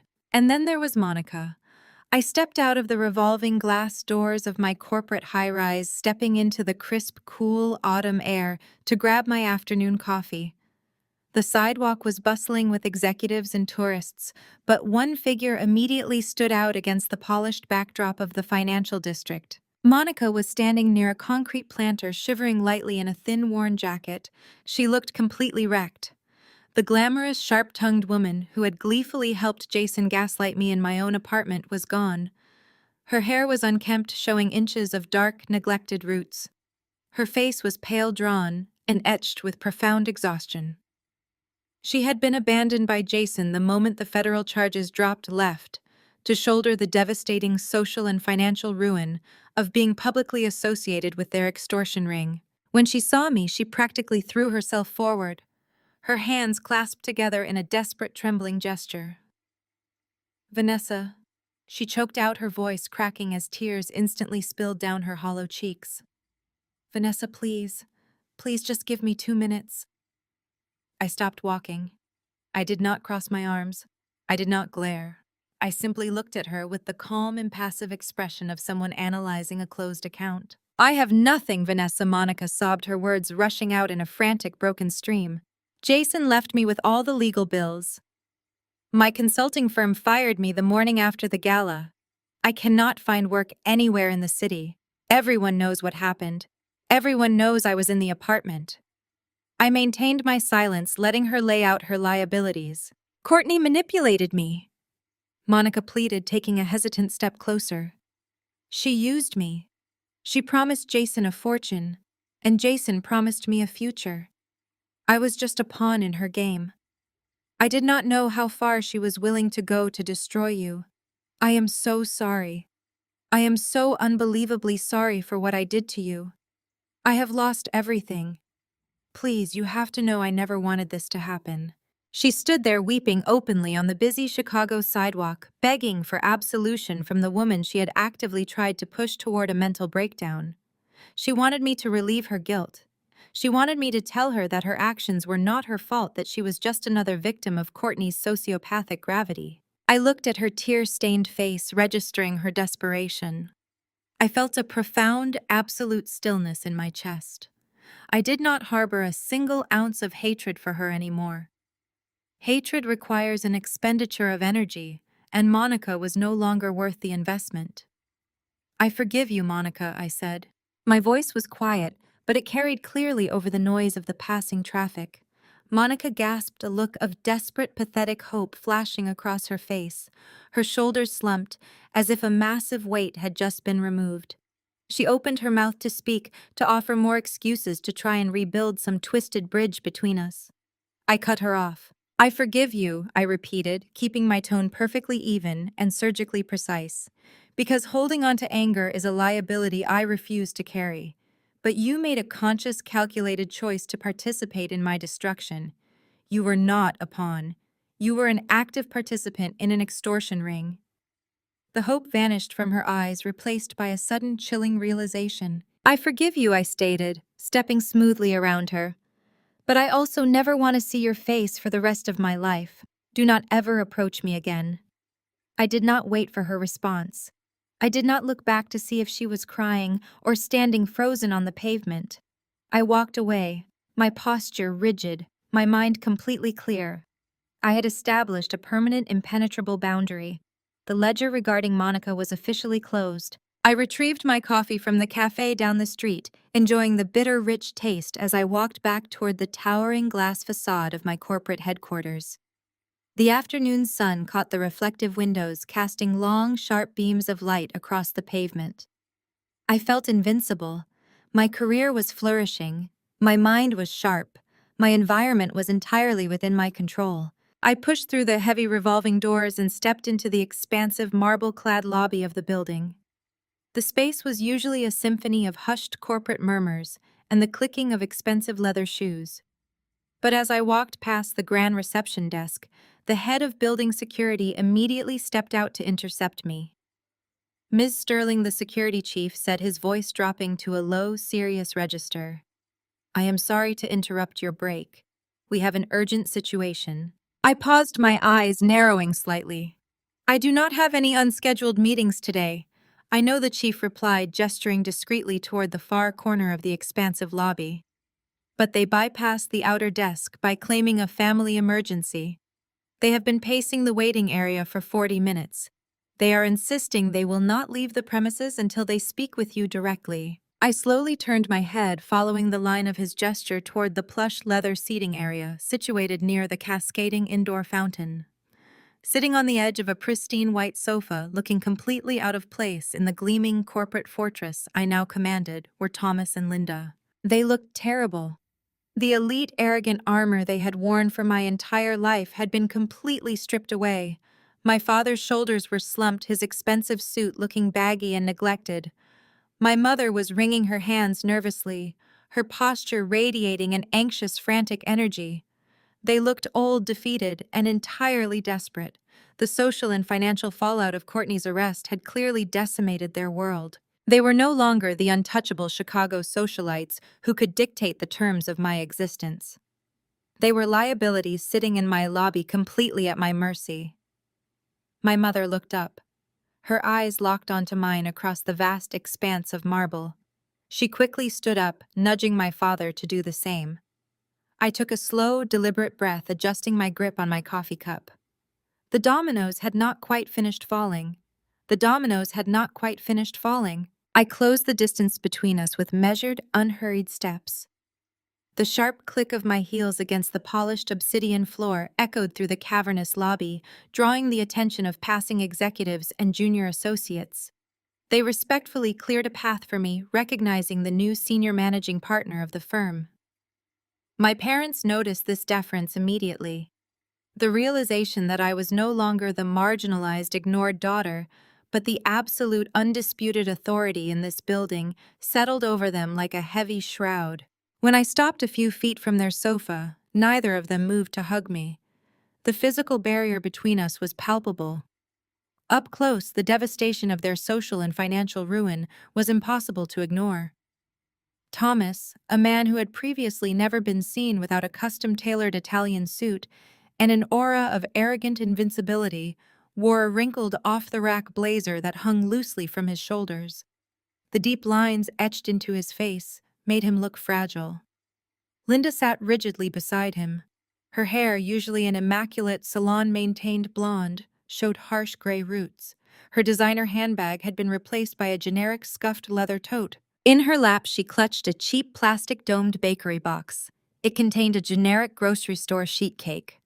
The bright, artificial yellow frosting was a garish contrast to the sleek, monochromatic elegance of my corporate headquarters. It was the most pathetic, transparent peace offering I had ever seen. Vanessa Linda said, her voice shaking as she stood up. She held the plastic box out toward me, her hands trembling violently. "We brought you this to celebrate your promotion. We know we are late, but we wanted to congratulate you." I did not reach for the box. I kept my hands loosely clasped in front of me, my expression impassive. I simply stared at the artificial frosting until Linda, flushing with profound humiliation, slowly lowered her arms and set the box down on the glass coffee table. "You bypassed my building security by claiming a medical emergency," I stated, my tone perfectly flat and devoid of any familial warmth. "You have exactly 2 minutes to explain yourselves before I have the chief of security physically escort you to the sidewalk."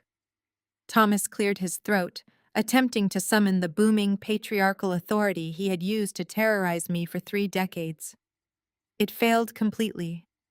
His voice emerged as a weak, reedy rasp. "You do not need to be hostile."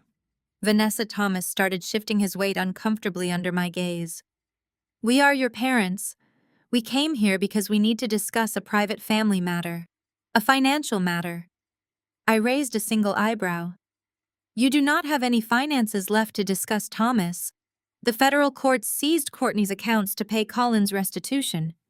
You are here because you tied your entire existence to a convicted felon, and you are drowning in her collateral damage." Linda let out a sharp, genuine sob.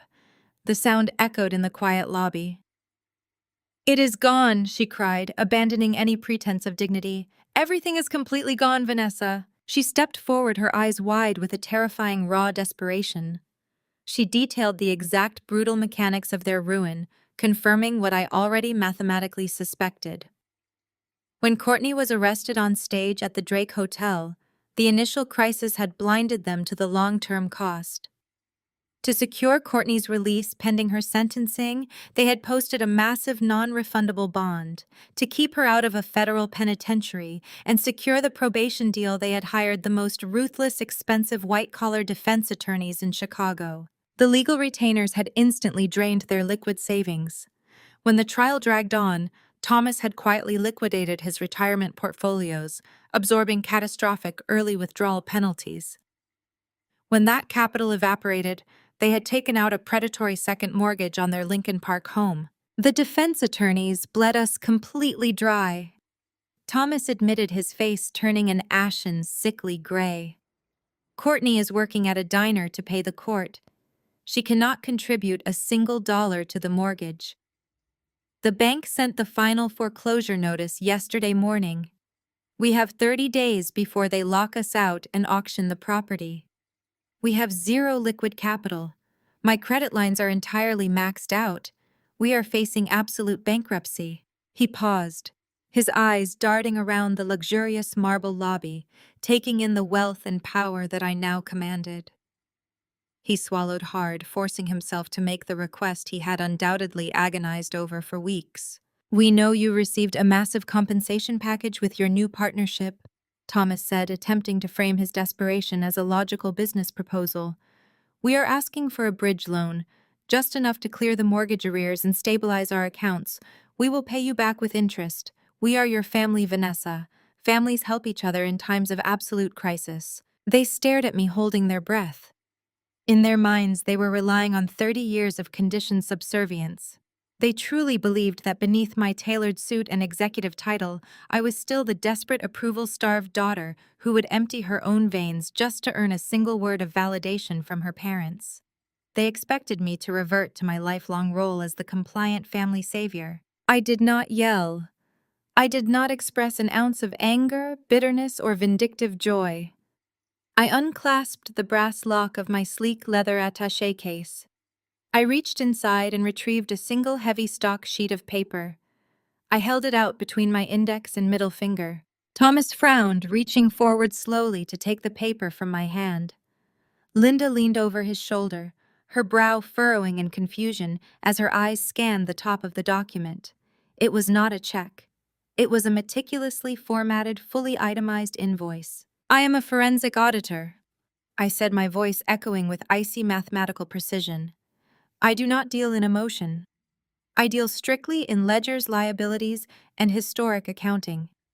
If we are discussing family finances, we are going to start by balancing the historic deficit." Thomas stared at the spreadsheet, his eyes widening in horror as he comprehended the data printed before him. "Line item 1," I stated, reciting the numbers from memory. "The complete cost of my undergraduate and graduate tuition.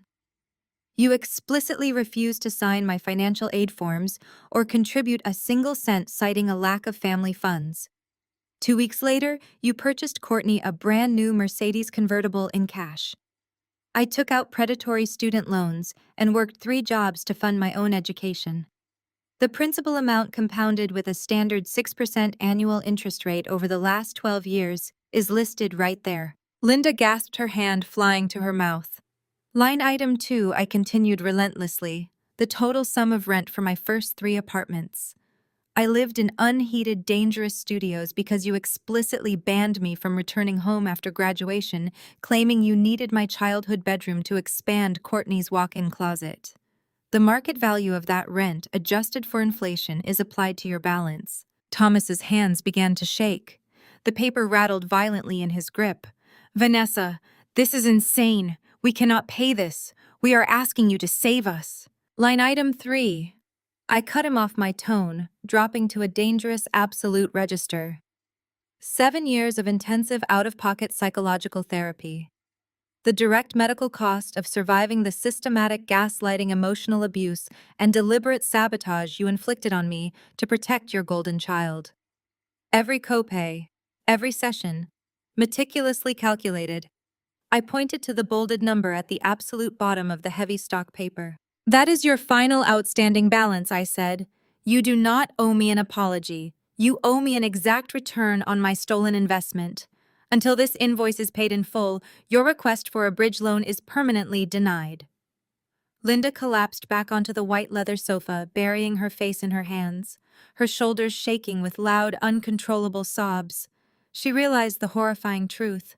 Her daughter was not saving her. Her daughter had just presented the receipt for her lifetime of cruelty. Thomas looked up from the paper, his eyes hollow and completely devoid of hope. You are letting us lose our home. You are letting us go bankrupt. How can you be so utterly heartless? I looked at the broken man standing before me. I thought about the night I had stood in my apartment staring at the fabricated restraining order they had helped Courtney file. I thought about the decades of being told I was a burden, a failure, and a disappointment. I felt the final heavy chain of my childhood completely shatter and fall away. You told me failures do not belong in our family, I said, delivering the final blow with absolute terrifying serenity. I finally agree with you. I did not wait for a rebuttal. I turned my back on them. I gestured sharply to the chief of security, who immediately stepped forward to escort the ruined couple out of the building. I walked away, leaving my parents sitting completely alone in the sprawling glass lobby, holding an itemized bill for their cruelty and a cheap plastic-domed grocery store cake. I approached the bank of private executive elevators. The polished steel doors slid open silently. As I stepped inside, the receptionist from the front desk hurried over her heels, clicking rapidly against the marble. Ms. Sterling, I apologize, she said quickly, handing me a thick, heavy envelope secured with a deep red wax seal. This courier delivery just arrived via secure transport. It requires your immediate personal signature. I signed the digital data pad she offered and took the heavy envelope. The doors of the elevator slid shut, sealing me inside the quiet oak-paneled cabin. I flipped the envelope over. The return address was embossed in thick gold lettering. It was from the elite estate law firm representing my grandfather. Jason's recorded confession echoed briefly in my mind. Courtney had paid him to destroy me specifically because our grandfather was rewriting his estate distribution, and she wanted to ensure she was named the sole executor of his vast generational wealth. Courtney had sacrificed her freedom and her parents' future to control this exact document. I slid my thumb under the heavy wax seal, breaking it open with a satisfying snap. I pulled out the thick stack of legal parchment, my eyes instantly locking onto the bold, formalized text of the final execution clause. The elevator smoothly accelerated toward the penthouse floor as I began to read the final permanent distribution of the family empire. The legal phrasing on the heavy parchment was dense, but the financial implications were crystal clear. My grandfather had not simply updated his last will and testament. He had engineered a posthumous forensic accounting of our entire family structure. The elevator chimed softly, breaking my intense concentration. The polished steel doors parted to reveal the hushed, expansive penthouse lobby of the estate law firm. I slipped the document back into its envelope and stepped out onto the thick, noise-dampening carpet. I bypassed the reception desk entirely and walked directly toward the heavy mahogany doors of the primary boardroom. I pushed them open. The room smelled of old money, lemon oil, and desperate, suffocating anxiety. Thomas and Linda were already seated at the massive conference table. They had clearly rushed straight from the lobby of my corporate high-rise to this office. Their posture was rigid, their eyes darting nervously toward the head of the table where senior partner William Caldwell sat organizing a thick stack of manila folders. At the far end of the long mahogany table, a massive flat-screen monitor displayed a live video feed. Courtney stared out from the digital grid. She looked utterly unrecognizable. The backdrop behind her was not the sweeping, sunlit expanse of her former Lincoln Park estate. It was a cramped, poorly lit apartment with peeling yellow paint and cheap laminate cabinets. She wore a faded gray sweatshirt. Her hair was pulled back into a messy knot, and her face was devoid of makeup. The glittering diamonds and silk blouses were gone, replaced by the stark, undeniable reality of her federal probation and house arrest. She glared at me through the camera lens, her eyes burning with a toxic mixture of exhaustion and venom. I did not acknowledge her. I pulled out a high-backed leather chair opposite my parents and sat down, placing my sleek attaché case on the table with a soft, authoritative thud. "Let us begin, Mr. Caldwell," I said, my voice cutting through the heavy silence of the boardroom. Thomas leaned forward instantly, his hands clasped tightly together in a pathetic display of manufactured grief. "William, we are all devastated by my father's passing," Thomas said, his voice carrying a desperate, reedy edge. "But as you know, Linda and I are facing an unprecedented family crisis. We have immediate catastrophic liabilities. We need to expedite the asset dispersal from the estate trust today to prevent the bank from foreclosing on our home." Mr. Caldwell did not look up from his files. He slowly adjusted his silver-rimmed glasses and flattened a single sheet of heavily embossed paper against the mahogany table. "Your father was a meticulous man," Thomas. Mr. Caldwell stated, his tone carrying the dry, clinical weight of the judicial system. "He did not leave his legacy to chance. He left explicit, irrevocable instructions regarding the distribution of his capital. Before we address the financial ledgers, I am legally obligated to read a personal addendum attached to the primary trust." Caldwell cleared his throat. The room went dead silent. Even Courtney stopped shifting in her cheap apartment chair on the video feed. "This is written directly by your father," Caldwell said. He began to read. "I built my fortune on a foundation of absolute transparency and unyielding hard work. For the last 20 years, I have sat quietly at the head of the family dining table, watching that foundation be dismantled by arrogance and deceit. I watched my son Thomas and his wife Linda prioritize superficial social standing over basic human decency. I watched them cultivate a golden child in Courtney, rewarding her vanity and ignoring her inherent cruelty." Thomas turned a sickening shade of gray. He opened his mouth to protest, but Caldwell raised a stern, silent hand, continuing to read the document without missing a beat. "I watched Courtney manipulate, lie, and ultimately steal to maintain a lifestyle she never earned." Caldwell read the grandfather's words, echoing like a gavel striking wood. "I knew about the extortion. I knew about the embezzlement long before the federal authorities intervened. I remained silent because I needed to see how the final ledger would balance. I needed to see who would fold and who would fight." My mother let out a small, horrified gasp, pressing a trembling hand to her mouth. I watched. Vanessa Caldwell continued, his voice softening slightly as he read my name. "I watched her sit in the shadows of this family for 3 decades. I watched her work 3 jobs to fund her own education when her parents refused to invest in her potential. I watched her build her own wealth, her own career, and her own impenetrable armor. She never asked me for a single dollar. She never compromised her integrity for approval. She is the only person in this bloodline who understands the true value of capital." Caldwell set the paper down. He looked directly at Thomas, whose eyes were wide with sheer, unadulterated panic.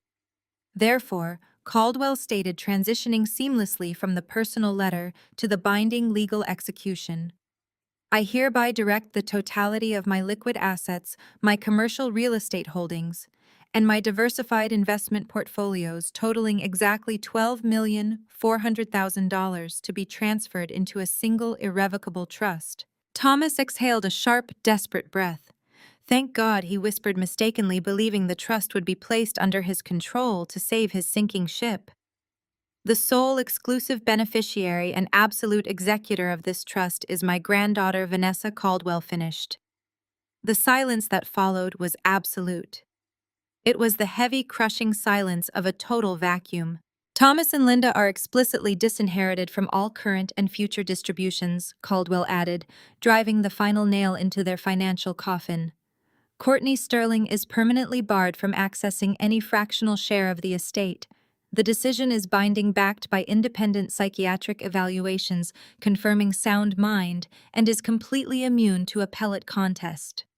The shockwave hit the room with explosive force. Thomas slammed his hands onto the mahogany table, shoving his chair back violently. "No," he screamed, his voice cracking with pure hysteria. "That is impossible. He was my father. I am his son. You manipulated him, Vanessa. You poisoned him against us just like you poisoned Colin." Linda buried her face in her hands, sobbing loudly, rocking back and forth in her leather chair as the reality of her impending homelessness finally crushed her. "We are going to lose everything," she wailed. "The bank is going to take the house tomorrow." On the video monitor, Courtney completely lost her mind. She surged forward, her face filling the screen, twisted in a mask of absolute terrifying rage. Her voice blasted through the boardroom speakers, a shrill, deafening shriek of entitlement and fury. "You stole it!" Courtney screamed, tears of pure venom streaming down her face.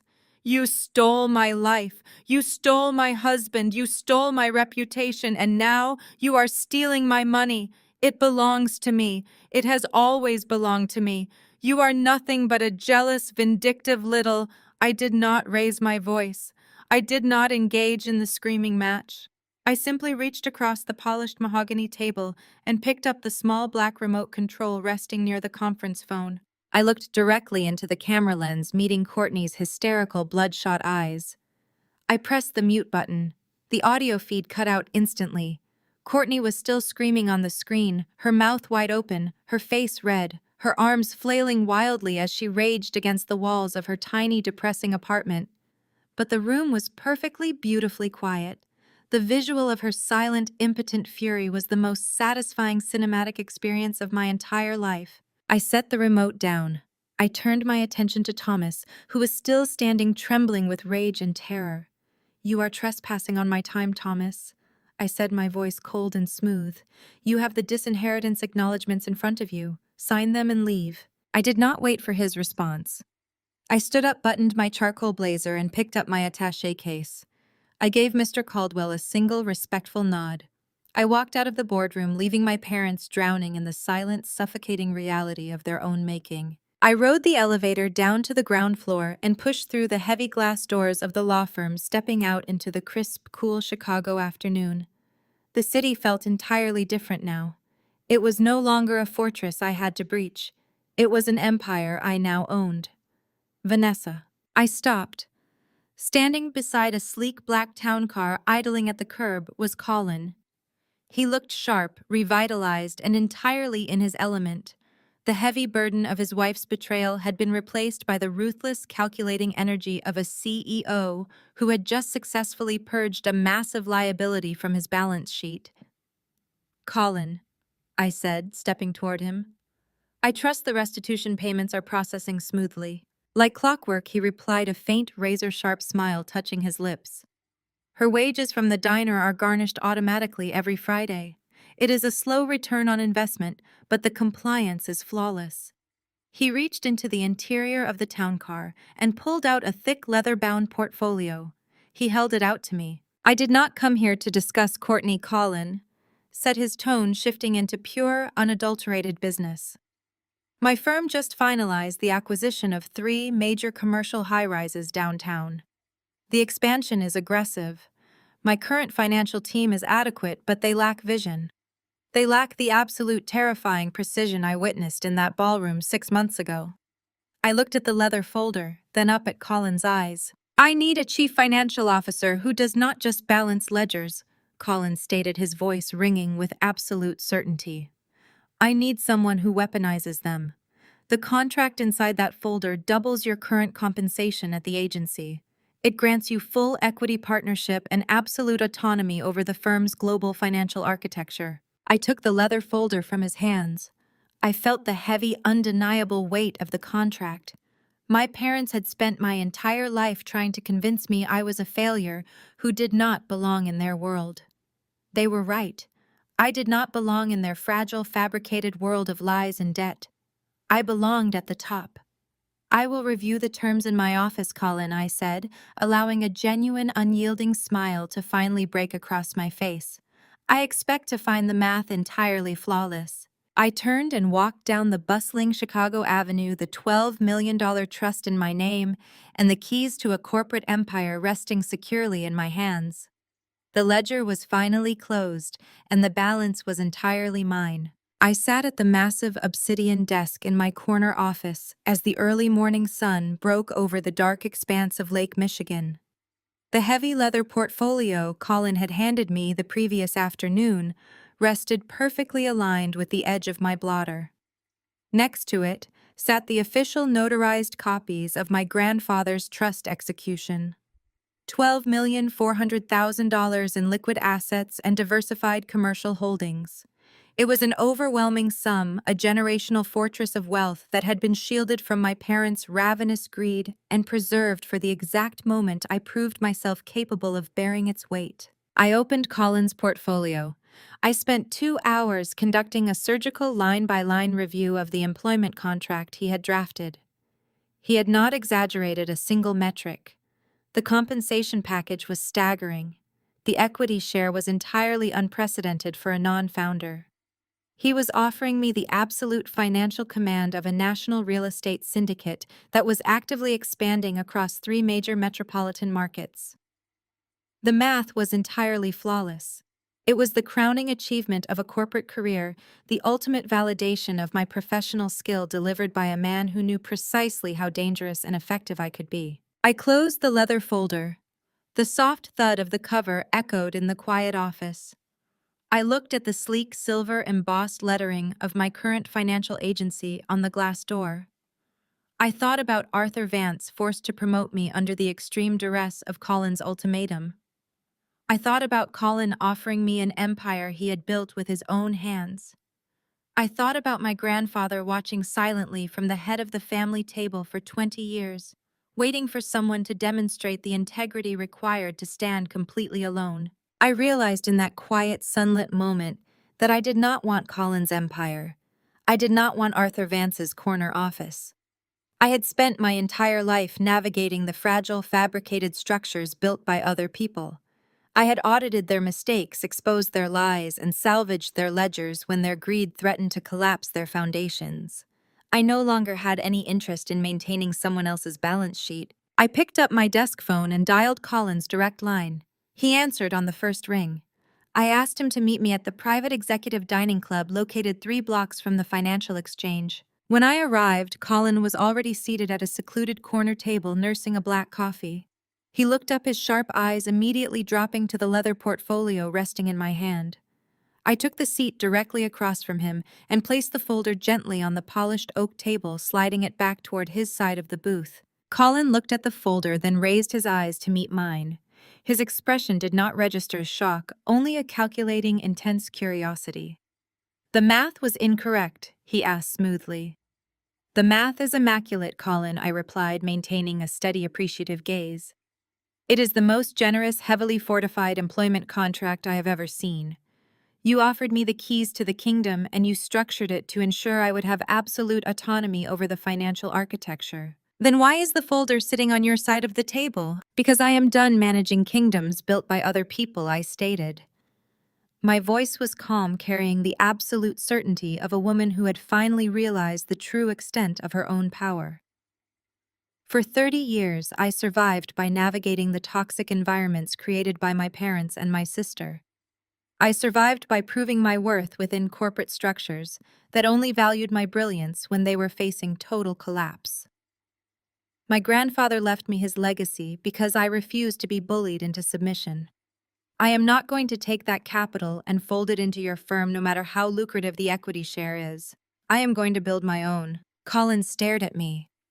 The ruthless, calculating CEO vanished for a fraction of a second, replaced by a man experiencing genuine, profound respect.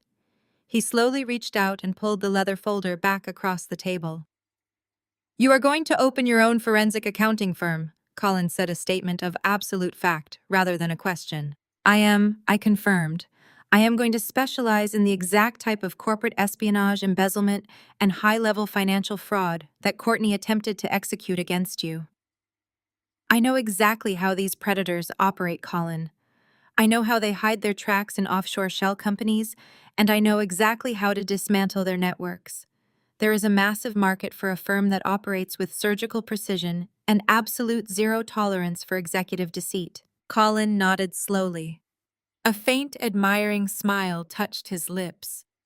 "You are going to be terrifying, Vanessa." "That is the business model," I replied. He extended his hand across the table. I took it. The handshake was firm, a silent pact between two survivors who had emerged entirely intact from the blast radius of my family's greed. "You will have my firm's entire global auditing contract," Colin promised, his voice ringing with absolute certainty. "Consider us your first anchor client. Send over the retainer agreement whenever you are ready." The execution of my departure from the financial agency was as precise as every audit I had ever conducted. I submitted my resignation to Arthur Vance the following morning.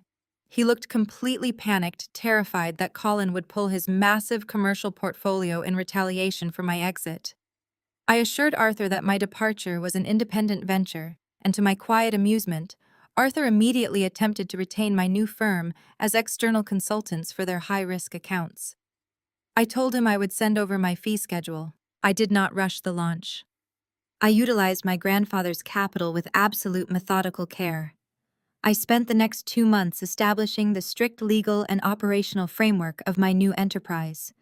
I poached 3 of the most brilliant, uncompromising junior analysts from my former agency, offering them compensation packages and profit-sharing models that Arthur Vance would never have authorized. I hired a relentless team of private corporate investigators, individuals who specialized in tracking offshore shell companies and recovering deeply hidden assets. Then I found the space. I did not want a modest, unassuming office. I wanted a physical, undeniable manifestation of my absolute independence. I found it in a newly constructed, state-of-the-art skyscraper in the absolute center of the Loop. It was a sprawling, top-floor penthouse suite.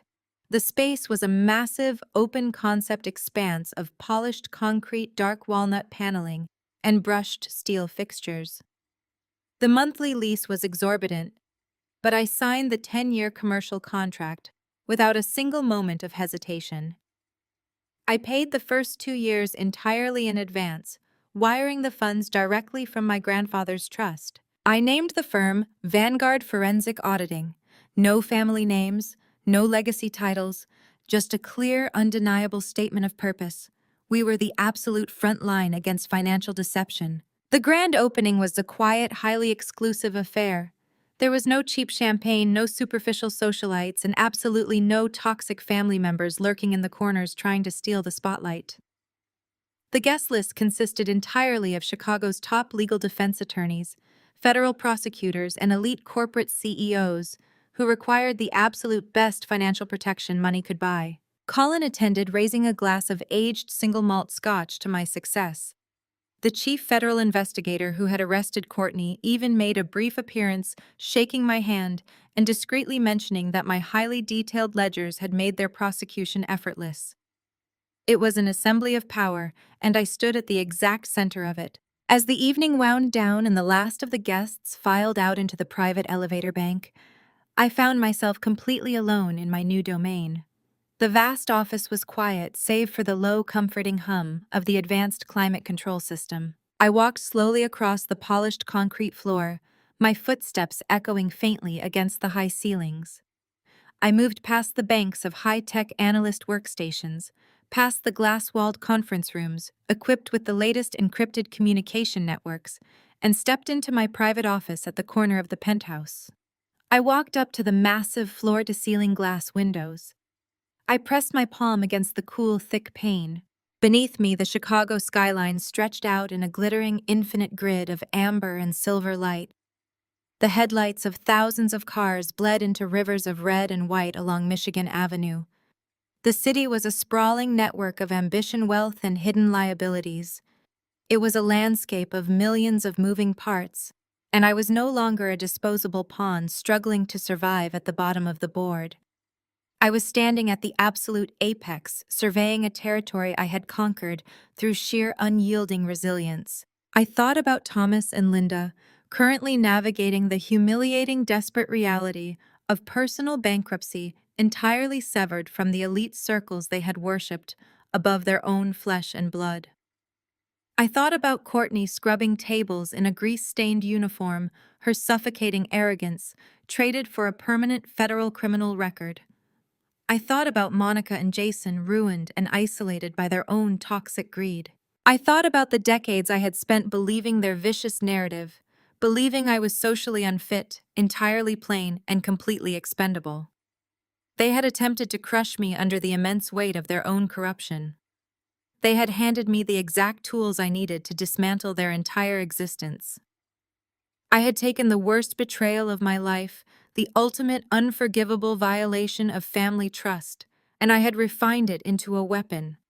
I had forged it into an unshakable, self-made empire. I looked at my reflection in the dark reflective glass. The woman staring back at me did not crave approval. She did not seek validation from a broken toxic bloodline. She was completely unburdened, entirely self-reliant, and armed with a mind that could tear apart any lie the world dared to present. I took a deep, steadying breath, feeling the absolute profound peace of total independence wash over every nerve in my body. The ledger was perfectly balanced.